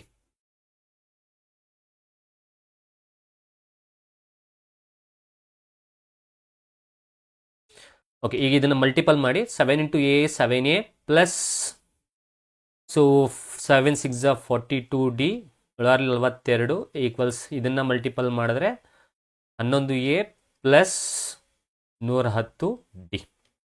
ಈಗ 11A ಈ ಕಡೆ ತಗೊಬನ್ನಿ, 11A ಈ ಕಡೆ ತಗೊಬಂದರೆ -11A ಆಗುತ್ತೆ ಈಕ್ವಲ್ಸ್ 110D ಅಲ್ಲೇ ಇಟ್ಕೊಂಡು ಈ 42D ಆಚೆ ಕಳಿಸಿ. ನಾನೇನು ಮಾಡಿದೆ ಅಂದರೆ 11A ಈ ಕಡೆ ಕರ್ಕೊಂಡೆ, 42D ಈ ಕಡೆ ಕರ್ಕೊಂಡೆ. ಸೊ 110 ಅಲ್ಲೇ ಇದೆ, 42D ಈ ಕಡೆ ಬಂದರೆ -42D ಆಗುತ್ತೆ. ಇದನ್ನು ಸಿಂಪ್ಲಿಫೈ ಮಾಡಿ. 7Aಲಿ 11A, ಕೆಲವೊಬ್ರು ಮಾಡ್ತಾ ಇದ್ದೀರಾ. ಸೊ ಹಾಗಾದರೆ 7Aಲಿ 11A ಹೋದರೆ -4A ಈಕ್ವಲ್ಸ್ ಟು, ಸೊ 110, 110ನಲ್ಲಿ 42, ಸೊ 68D. ಓಕೆನಾ? ಸೊ ಇದನ್ನು ಡಿವೈಡ್ ಮಾಡಿದ್ರೆ 4 1s 4 ಆಗುತ್ತೆ, 28 17. ಹಾಗಾದರೆ ನಮಗೆ -A ಈಕ್ವಲ್ಸ್ ಟು 17D ಆಗುತ್ತೆ. ಸೊ ಈಗ ಮೈನಸ್ನ ಆಚೆ ಕಳಿಸ್ಬಿಡಿ, ಆಗ ಎ ವ್ಯಾಲ್ಯೂ ಪಾಸಿಟಿವ್ ವ್ಯಾಲ್ಯೂ ಬರುತ್ತೆ. ಈ ಮೈನಸ್ನ ತೆಗಿಬೇಕು ಅಂದರೆ ಮಲ್ಟಿಪಲ್ ಇಟ್ ಬೈ ಮೈನಸ್ ಕೊಟ್ಟರೆ ಈ ಮೈನಸ್ ಕ್ಯಾನ್ಸಲ್ ಆಗುತ್ತೆ. ಇಲ್ಲಿ ಪ್ಲಸ್ ಇರೋದು ಮೈನಸ್ಸಿಂದ ಮಲ್ಟಿಪಲ್ ಮಾಡಿದ್ರೆ -17D ಆಗುತ್ತೆ. ಹಾಗಾದರೆ ಎ ಬೆಲೆ ಎಷ್ಟು ಬಂತು ಈಗ? -17D. ಸರ್ ಅವ್ರು ಕೇಳಿರೋದು 18ನೇ ಪದ, ಬಟ್ ನಮ್ಗೆ ಇಲ್ಲಿ ಎ ವ್ಯಾಲ್ಯೂ ಬಂತಲ್ಲ ಸರ್. ವೇಟ್ ಮಾಡಿ, ನಮ್ಗೆ ಗೊತ್ತಾಗುತ್ತೆ ಹೇಗೇನೋದು ಆರಾಮಾಗಿ ಗೊತ್ತಾಗುತ್ತೆ. ಹಾಗಾದ್ರೆ ಇಲ್ಲಿ ಬರ್ಕೊಳ್ತೀನಿ ನೋಡಿ, ಎ ವ್ಯಾಲ್ಯೂ ಬಂದಿದೆ ನಮಗೆ -17D. ಇದು ಇಷ್ಟು ಬಂದಿರೋದು. ಈಗ ಕ್ವಶನ್ ಬರೋಣ. ಕ್ವಶನ್ ಏನು ಕೇಳಿದ್ದಾರೆ? ಎ 18ನೇ ಪದ, ಎ 18th ಟರ್ಮ್ ಕೇಳಿದ್ದಾರೆ. ಈಗ ತಾನೇ ಫಾರ್ಮುಲಾ ಹೇಳ್ಕೊಟ್ಟಿದ್ದೀನಿ. ಸೊ ಎ 18th ಟರ್ಮ್ನ ಫೈಂಡ್ ಔಟ್ ಮಾಡೋ ಫಾರ್ಮುಲಾ ಏನಾಗುತ್ತೆ? ಎ ಪ್ಲಸ್ ಈ 18ನಲ್ಲಿ 1 ಕಡಿಮೆ ಮಾಡಿ 17D ಆಯಿತು. ಸೊ ಇಲ್ಲಿ A 18th formula A plus 17D. ಇಲ್ಲಿ ಎ ವ್ಯಾಲ್ಯೂ ಇದೆಯಲ್ಲ, ಇದನ್ನು ಅಪ್ಲೈ ಮಾಡಿ. ಸೊ ಎ 18 ಈಕ್ವಲ್ಸ್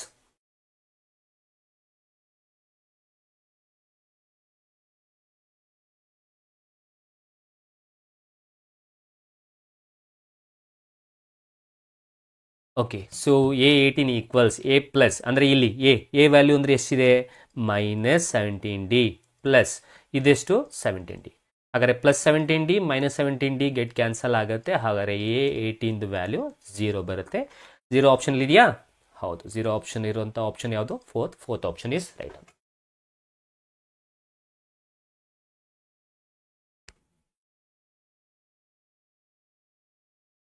ಎ 18 0 ಇದೆ. 18ನೇ ಪದ ನಿಮಗೆ 0 ಬಂತು ಅನ್ನೋದು.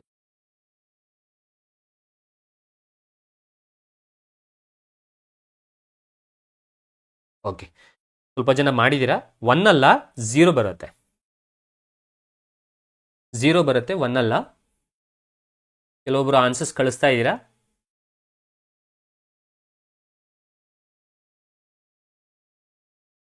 ಸರ್ GPST ಅವ್ರದ್ದು ಮಾಡಬೇಕು, ಮಾಡ್ತೀವಿ.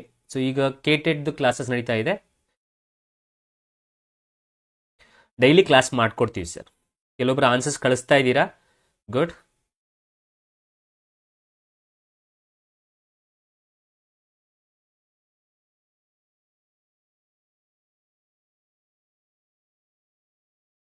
ಸರ್ ಏನಿಲ್ಲ, ಅಲ್ಲಿ ಇನ್ನೊಂದ್ಸಲ ಹೇಳಿ ಅಂತ ಕೇಳಿದ್ದೀರಾ. ಏನಿಲ್ಲ, ಸೊ ಇಲ್ಲಿ ಅವ್ರು ಏನು ಟರ್ಮ್ಸ್ಗಳು ಕೊಟ್ಟಿದ್ದಾರೆ ಅದನ್ನು ನಾವು ಕಂಡೀಷನ್ನ ಬರ್ಕೊಂಡು ಆ ಜಾಗದಲ್ಲಿ ವ್ಯಾಲ್ಯೂಸ್ಗಳನ್ನು ಅಪ್ಲೈ ಮಾಡಿ, ಆ ವ್ಯಾಲ್ಯೂಸ್ಗಳನ್ನ ಅಪ್ಲೈ ಮಾಡಿದಾಗ ಅದನ್ನು ಸಿಂಪ್ಲಿಫೈ ಮಾಡಿದಾಗ ಎ ಬೆಲೆ ಬಂದಿದೆ ನಮಗೆ. ಎ ಬೆಲೆ ನಮಗೆ -17D ಬಂದಿದೆ. ಸೊ ಎ ಬೆಲೆ -17D ಬಂದರೆ ಎ 18 ಕೇಳಿದ್ದಾರೆ, ಅಂದರೆ ಅವರು ನಮಗೆ ಎ 18ನೇ ಪದ ಕೇಳಿದ್ದಾರೆ. ಎ 18ನೇ ಪದದ ಫಾರ್ಮುಲಾ ಎ ಪ್ಲಸ್ 17D. ಇಲ್ಲಿ ಎ ಬೆಲೆ ಗೊತ್ತಲ್ಲ ನಮಗೆ, ಎಷ್ಟು? -17D. ಅದನ್ನು ಇಲ್ಲಿಗೆ ಹಾಕಿದ್ದೀನಿ ನಾನು, -17D + 17D. ಆಗ ನಮಗೆ ಇಲ್ಲಿ ಮೈನಸ್ಸು ಕ್ಯಾನ್ಸಲ್ ಆಗುತ್ತೆ. Minus into minus plus is minus, ಇದು ಕ್ಯಾನ್ಸಲ್ ಆಗುತ್ತೆ, ಎ ವ್ಯಾಲ್ಯೂ 0 ಆಗುತ್ತೆ.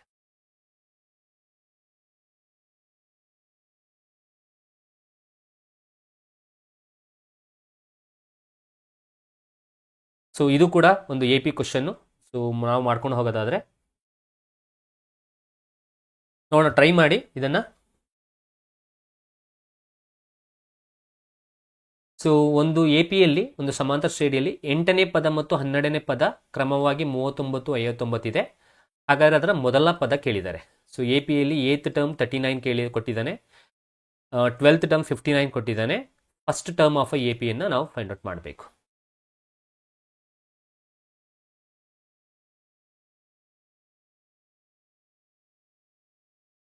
ಸೊ ನೋಡಿ, ನಾನು ಈಗಾಗಲೇ ಹೇಳ್ದಂಗೆ APಯನ್ನು ಸಾಲ್ವ್ ಮಾಡೋದು ಹೇಗೆ, AP ಅಥವಾ ಸಮಾಂತರ ಶ್ರೇಣಿಯ ಪ್ರಾಬ್ಲಮ್ಗಳನ್ನ ಸಾಲ್ವ್ ಮಾಡೋದು ಹೇಗೆ, ಕೊಟ್ಟಿರುವ ಡೇಟಾವನ್ನು ಬರ್ಕೊಳ್ಳಿ.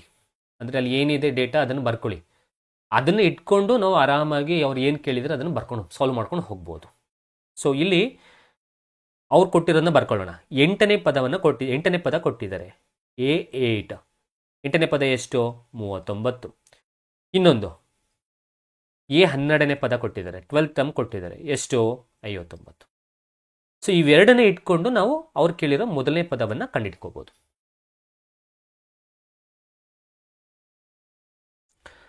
ಸೊ ನೋಡಿ, ಈಗಾಗಲೇ ನಾನು ಹೇಳ್ಕೊಟ್ಟಿದ್ದೀನಿ, A8ಗೆ ಫಾರ್ಮುಲಾ ಇದೆ. ಹೇಗಿನ formula? A plus 7D equals 39. ಇದನ್ನು ಈಕ್ವೇಷನ್ ನಂಬರ್ 1 ಅಂತ ಕಾಲ್ ಮಾಡಿ. A12ಗೂ ಫಾರ್ಮುಲಾ ಇದೆ, ಏನು? A plus 11D equals to 59. ಇದನ್ನು ಎರಡನೇ ಈಕ್ವೇಷನ್ ಅಂತ ಕಾಲ್ ಮಾಡಿ. ರೇಖಾತ್ಮಕ ಸಮೀಕರಣದ್ದು ನಿಮಗೆ ಗೊತ್ತಿದ್ದು ಅಂತಂದರೆ, ಎಲಿಮಿನೇಷನ್ ಮೆಥಡ್ ಗೊತ್ತಿದೆ ಅಂತಂದರೆ, ವರ್ಜಿಸುವ ವಿಧಾನ ಗೊತ್ತಿದೆ ಅಂತಂದರೆ ಅದನ್ನು ಆರಾಮಾಗಿ ಮಾಡ್ಕೊಂಡು ಮಾಡ್ಬೋದು. ಸೊ ಇಲ್ಲಿ ನೋಡಿ, ಇಲ್ಲಿ 11Dಯಲ್ಲಿ 7D ಹೋದರೆ ನೋಡಿ, A plus 11D equals to 59, A plus 7D equals to 39. ಇಲ್ಲಿ ಎ ಗೆಟ್ ಕ್ಯಾನ್ಸಲ್ ಆಗುತ್ತೆ. ನಾವು ವರ್ಜಿಸುವ ವಿಧಾನ ಮಾಡೋ ಮೆಥಡಲ್ಲಿ ಮಾಡಿದ್ರೆ ಇಲ್ಲಿ ಮೈನಸ್ಸು ಮೈನಸ್ಸು ಮೈನಸ್ಸು, ಇಲ್ಲಿ 11Dಯಲ್ಲಿ 7D, ಸೊ 4D ಆಗುತ್ತೆ, ಈಕ್ವಲ್ಸ್ ಟು 20 ಆಯಿತು. ಸೊ 4D 20 ಆದರೆ ಡಿ ಎಷ್ಟು ಬಂತು? 5. ಸೊ ಡಿ 5 ಬಂತು ಅಂದರೆ ಅದನ್ನು ಈ ಜಾಗದಲ್ಲಿ ಅಪ್ಲೈ ಮಾಡಿ ನಿಮಗೆ ಎ ವ್ಯಾಲ್ಯೂ ಸಿಗುತ್ತೆ.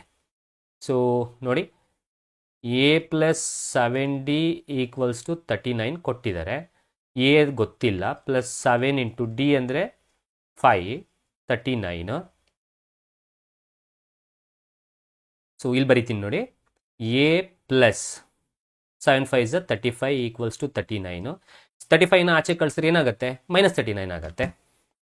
ಇಲ್ಲಿ ಬರಿತೀನಿ ನೋಡಿ, ಏನು ಬರ್ದಿದೆ ಅಂತಂದರೆ A plus 7D is equals to 7D ಅಲ್ಲ 7D equals to 39. So A plus 7 into D ಬಂತಲ್ಲ ನಮಗೆ, ಎಷ್ಟು? 5 equals to 39. A plus 7 5 35 equals to 39. ಈಗ 35ನ ಆಚೆ ಕಳಿಸಿ, A is equals to 39 minus 35 ಆಯಿತು. ಹಾಗಾದ್ರೆ A ಎಷ್ಟಾಯಿತು? 4 ಆಯಿತು. ಸೊ 4 ಇರೋ ಆಪ್ಷನ್ಸ್ ಯಾವುದು? ಥರ್ಡ್ ಆಪ್ಷನ್ ಕರೆಕ್ಟ್ ಅನ್ನೋದು. ಬಂದಿದೆ, ಕೆಲವೊಬ್ರಿಗೆ ಬಂದಿದೆ ಆನ್ಸರು 4 ಕರೆಕ್ಟ್ ಆಗಿದೆ.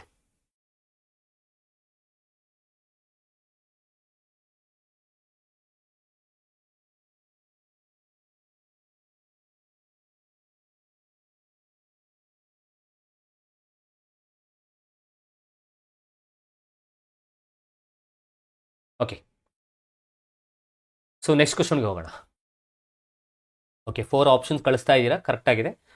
So A plus B root 3 equals 2 plus root 3 by 2 minus root 3 ಆದರೆ A ಮೈನಸ್ B ಯ ಬೆಲೆ. ಸೊ ಕೊಟ್ಟಿರೋದನ್ನು ಇಟ್ಕೊಂಡು ನಾವು ಅದರ ವ್ಯಾಲ್ಯೂಯನ್ನು, A ಮೈನಸ್ B ವ್ಯಾಲ್ಯೂಯನ್ನು ಕಂಡುಹಿಡ್ಕೋಬೇಕು. ನೋಡಿ, ಯಾವುದೇ ಪ್ರಾಬ್ಲಮ್ಸ್ಗಳಲ್ಲಿ ಈ ರೀತಿ ಕೊಟ್ಟಾಗ, ಇಲ್ಲಿ ಡಿನಾಮಿನೇಟರಲ್ಲಿ ಈ ರೀತಿ ಕೊಟ್ಟಾಗ ನಾವು ಒಂದು ಕಾನ್ಸೆಪ್ಟ್ನ ಕಲಿಬೇಕು, ಆರ್ ಎಫ್ ಅಂದರೆ ಏನು? Rationalising the factor. Rationalising factor of a denominator. Rationalise the denominator. ಕನ್ನಡದಲ್ಲಿ ಹೇಳೋದಾದರೆ ಛೇದದ ಅಕರ್ಣೀಕಾರಕ. ಛೇದದ ಅಕರ್ಣೀಕಾರಕ ಏನು? ಈ ರೀತಿ ಪ್ರಾಬ್ಲಮ್ ಬಂದಾಗ ಕೆಳಗಡೆ ಇರೋ ಡಿನಾಮಿನೇಟರ್ ನೋಡಬೇಕು. ಈ ಡಿನಾಮಿನೇಟರ್ ಏನಿದೆ ಅದರಲ್ಲಿ ಇಲ್ಲಿ ಮೈನಸ್ ಇದೆ ನೋಡಿ, 2 ಮೈನಸ್ ರೂಟ್ 3 ಇದೆ. ಈ ಸೈನ್ ಚೇಂಜ್ ಮಾಡಿ ಇದರ ಆರ್ ಎಫ್ ಬರ್ಕೋಬೇಕು. ಇಲ್ಲಿ ಮೈನಸ್ ಇದ್ದರೆ 2 ಪ್ಲಸ್ ರೂಟ್ 3 ಆ ಡಿನಾಮಿನೇಟರ್ದು ಆರ್ ಎಫ್ ಆಗುತ್ತೆ. ಅಂದರೆ ಈ 2 ಮೈನಸ್ ರೂಟ್ 3 ಅಕರ್ಣೀಕಾರಕ ಯಾವುದಾಗತ್ತೆ ಅಂದರೆ 2 ಪ್ಲಸ್ ರೂಟ್ 3. ಸರ್, ಅಕಸ್ಮಾತ್ 5 ಪ್ಲಸ್ ರೂಟ್ 3 ಇದ್ದರೆ ಇದರ ಆರ್ ಎಫ್ ಏನಾಗುತ್ತೆ, ಅಥವಾ ಇದರ ಛೇದದ ಅಕರ್ಣೀಕಾರಕ ಏನಾಗುತ್ತೆ? 5 ಮೈನಸ್ ರೂಟ್ 3 ಆಗುತ್ತೆ. ಇನ್ನೊಂದು ಕೊಡಿ sir example. 2 root 2 minus 3 root 3 ಇತ್ತು ಅಂತ ಅಂದ್ಕೊಳ್ಳಿ. ಸೊ ಇದರ ಛೇದದ ಅಕರ್ಣೀಕಾರಕ ಅಥವಾ ಆರ್ ಎಫ್ ಏನಾಗುತ್ತೆ ಅಂದರೆ 2 ರೂಟ್ 2 ಮೈನಸ್ ಇರೋದೇನಾಗುತ್ತೆ? ಪ್ಲಸ್ 3 ರೂಟ್ 3 ಆಗುತ್ತೆ. ಕ್ಲಿಯರಾ? ಹಾಗಾದರೆ ಮೊದಲನೇ ಸ್ಟೆಪ್ಪು, ಈ ರೀತಿ ಕ್ವಶನ್ ಕೊಟ್ಟಾಗ ಇಲ್ಲಿ ಈ ಕೆಳಗಡೆ ಇರೋ ಡಿನಾಮಿನೇಟರ್ದು ಆರ್ ಎಫ್ ಬರ್ಕೊಂಡು, ಅಂದರೆ 2 ಮೈನಸ್ ರೂಟ್ 3 ಆರ್ ಎಫ್ ಏನು? 2 ಪ್ಲಸ್ ರೂಟ್ 3. ಈ 2 ಪ್ಲಸ್ ರೂಟ್ 3ಯನ್ನು ಒಂದು ಸಲ ಮೇಲ್ಗಡೆ ನ್ಯೂಮರೇಟರ್ಗೆ ಮಲ್ಟಿಪಲ್ ಮಾಡಿ, ಒಂದು ಸಲ ಡಿನಾಮಿನೇಟರ್ಗೆ ಡಿವೈಡ್ ಮಾಡಬೇಕು. 7 ಪ್ಲಸ್ 4 ರೂಟ್ 3 ಇದ್ರೆ 7 ಮೈನಸ್ 4 ರೂಟ್ 3. ಓಕೆ, ಸೊ ಈಗ ನೋಡಿ, ಬರ್ಕೊಂಡಾದ್ಮೇಲೆ ಇದನ್ನು ಮಲ್ಟಿಪಲ್ ಮಾಡಿ. 2+√3 2+√3 ಅಂದರೆ 2 ಸಲ ಇದೆ, ಅದು 2+√3 ಹೋಲ್ ಸ್ಕ್ವೇರ್ ಆಗುತ್ತೆ. ಓಕೆನಾ?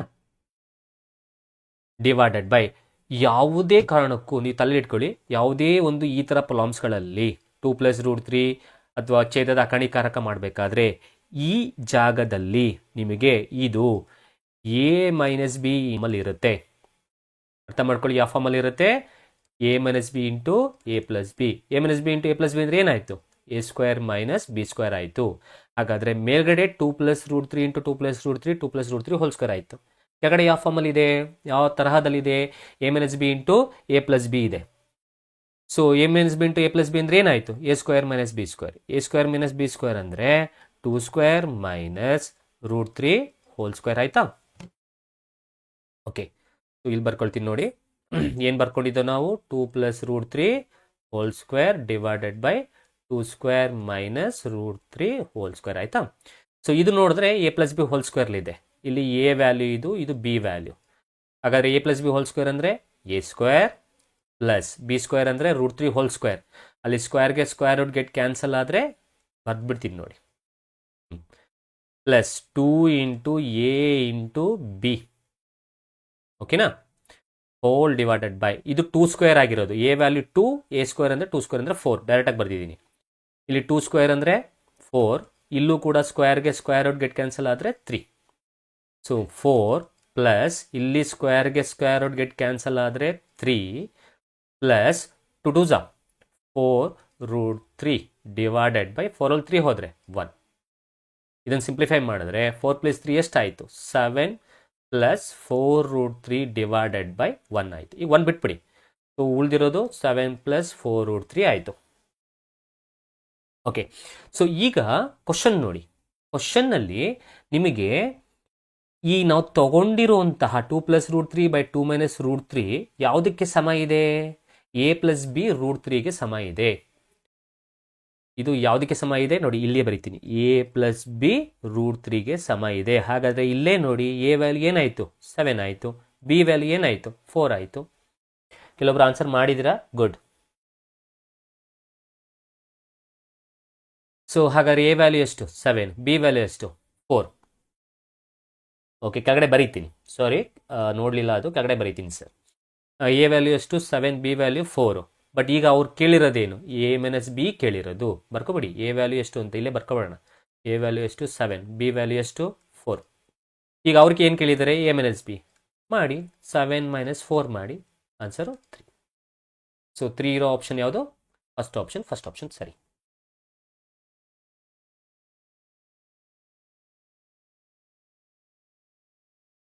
ಸರ್, ಕೆಲವೊಂದು ಪ್ರಾಬ್ಲಮ್ಸ್ಗಳಲ್ಲಿ ನಾವು ಸ್ಟೆಪ್ ಬೈ ಸ್ಟೆಪ್ನೇ ಮಾಡಬೇಕಾಗತ್ತೆ. ಕೆಲವೊಂದು ಪ್ರಾಬ್ಲಮ್ಸ್ಗಳಲ್ಲಿ ನಾವು ಟ್ರಿಕ್ಸ್ನ ಯೂಸ್ ಮಾಡ್ತೀವಿ, ಖಂಡಿತವಾಗ್ಲೂ ಯೂಸ್ ಮಾಡ್ತೀವಿ. ನಾನು ಹೇಳಿದಾಗೆ ಕೆಲವೊಂದು ಟ್ರಿಕ್ಸ್ನು ಹೇಳ್ಕೊಡುವಂಥದ್ದಿದೆ, ಕೆಲವೊಂದು ಸಾಲ್ವ್ ಮಾಡು ಹೇಳ್ಕೊಡುವಂಥದ್ದಿದೆ. ಜೊತೆಗೆ ಈ ಕಾನ್ಸೆಪ್ಟ್ಸ್ಗಳನ್ನ ಕಲ್ತ್ಕೊಂಡ್ರೆ ಟ್ರಿಕ್ಸ್ನು ಕೂಡ ಹೇಳ್ಕೊಟ್ಟಾಗ ಅದನ್ನು ಅಪ್ಲೈ ಮಾಡಿದ್ರೆ ನಿಮ್ಗೆ ಕ್ಲಿಯರ್ ಕಟ್ ಆಗುತ್ತೆ ಅನ್ನೋದು. ಕೆಲವೊಂದು ಪ್ರಾಬ್ಲಮ್ಸ್ಗಳನ್ನ ತಗೊಂಡಾಗ ಈಸಿಯಾಗಿ ಸ್ಟೆಪ್ಸ್ನ ತಗೊಂಡು ಮಾಡಿ ಟ್ರಿಕ್ಸ್ ಮಾಡಿ ಮಾಡೋದು ಹೇಗೆ ಅನ್ನೋದನ್ನು ಕೂಡ ಹೇಳ್ಕೊಡ್ತೀವಿ. ಅದು ಕೂಡ ಇದೆ ಸರ್.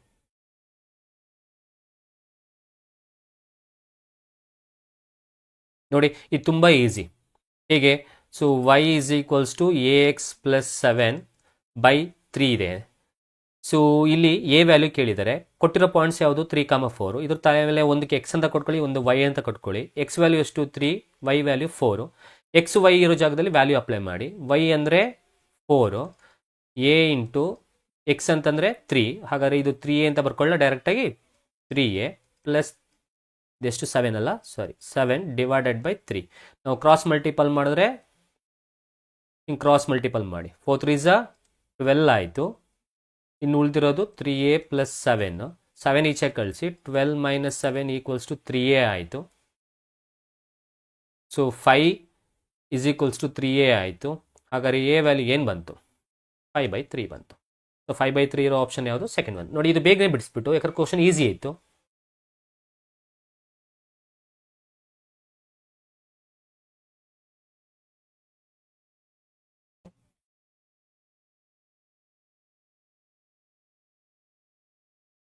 ಸೊ ಇದೊಂದು ಕ್ವಶನ್ ನಿಮಗೆ ಕೊಡ್ತೀನಿ.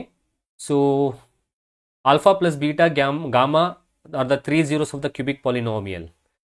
ಸೊ ಪಾಲಿನಾಮಿಯಲ್ ಚಾಪ್ಟರ್ ಇದು. ಕ್ಯೂಬಿಕ್ ಪಾಲಿನಾಮಿಯಲ್ದು alpha plus beta plus gamma 3 ಆದಾಗ, alpha beta plus beta gamma plus gamma alpha -1 ಆದಾಗ, ಮತ್ತು ಆಲ್ಫಾ ಬೀಟಾ ಗಾಮಾ -3 ಆದಾಗ ಪಾಲಿನಾಮಲ್ ಯಾವುದು ಈ 4ರಲ್ಲಿ?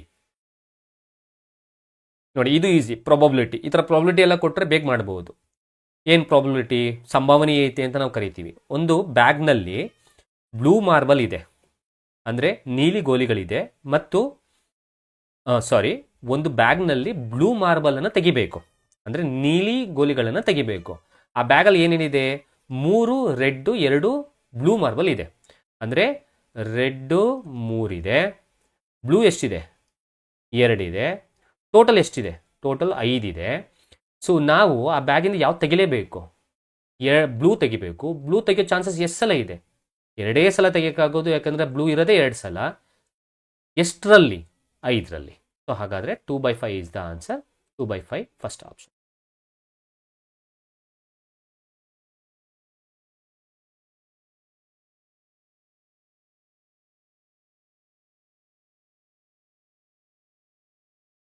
ಸೊ ಇವತ್ತಿನ ಕ್ಲಾಸಲ್ಲಿ ಕೆಲವೊಂದು ಕ್ವಶನ್ಸ್ಗಳನ್ನ ತೊಗೊಂಡಿದ್ದೀನಿ. ಕೆಲವೊಂದು ಕ್ವಶನ್ಸ್ಗಳನ್ನ ತೊಗೊಂಡು ಪ್ರೀವಿಯಸ್ ಇಯರ್ ಕ್ವಶನ್ಸ್ಗಳನ್ನ ತೊಗೊಂಡು ಸಾಲ್ವ್ ಮಾಡಿಕೊಟ್ಟಿದ್ದೀನಿ. ಸೊ ನಮ್ಮ IG ಅಕಾಡೆಮಿಯಲ್ಲಿ ಸೊ ನೀವು ಕೋರ್ಸ್ಗಳನ್ನು ತೊಗೋಬೋದು. KTET 2025 ಪೇಪರ್ 1, ಪೇಪರ್ 2 ಮತ್ತು 1 ವರ್ಷದ IG ಅಕಾಡೆಮಿ ಮೆಂಬರ್ಶಿಪ್ಪನ್ನು ಕೂಡ ತೊಗೋಬೋದು.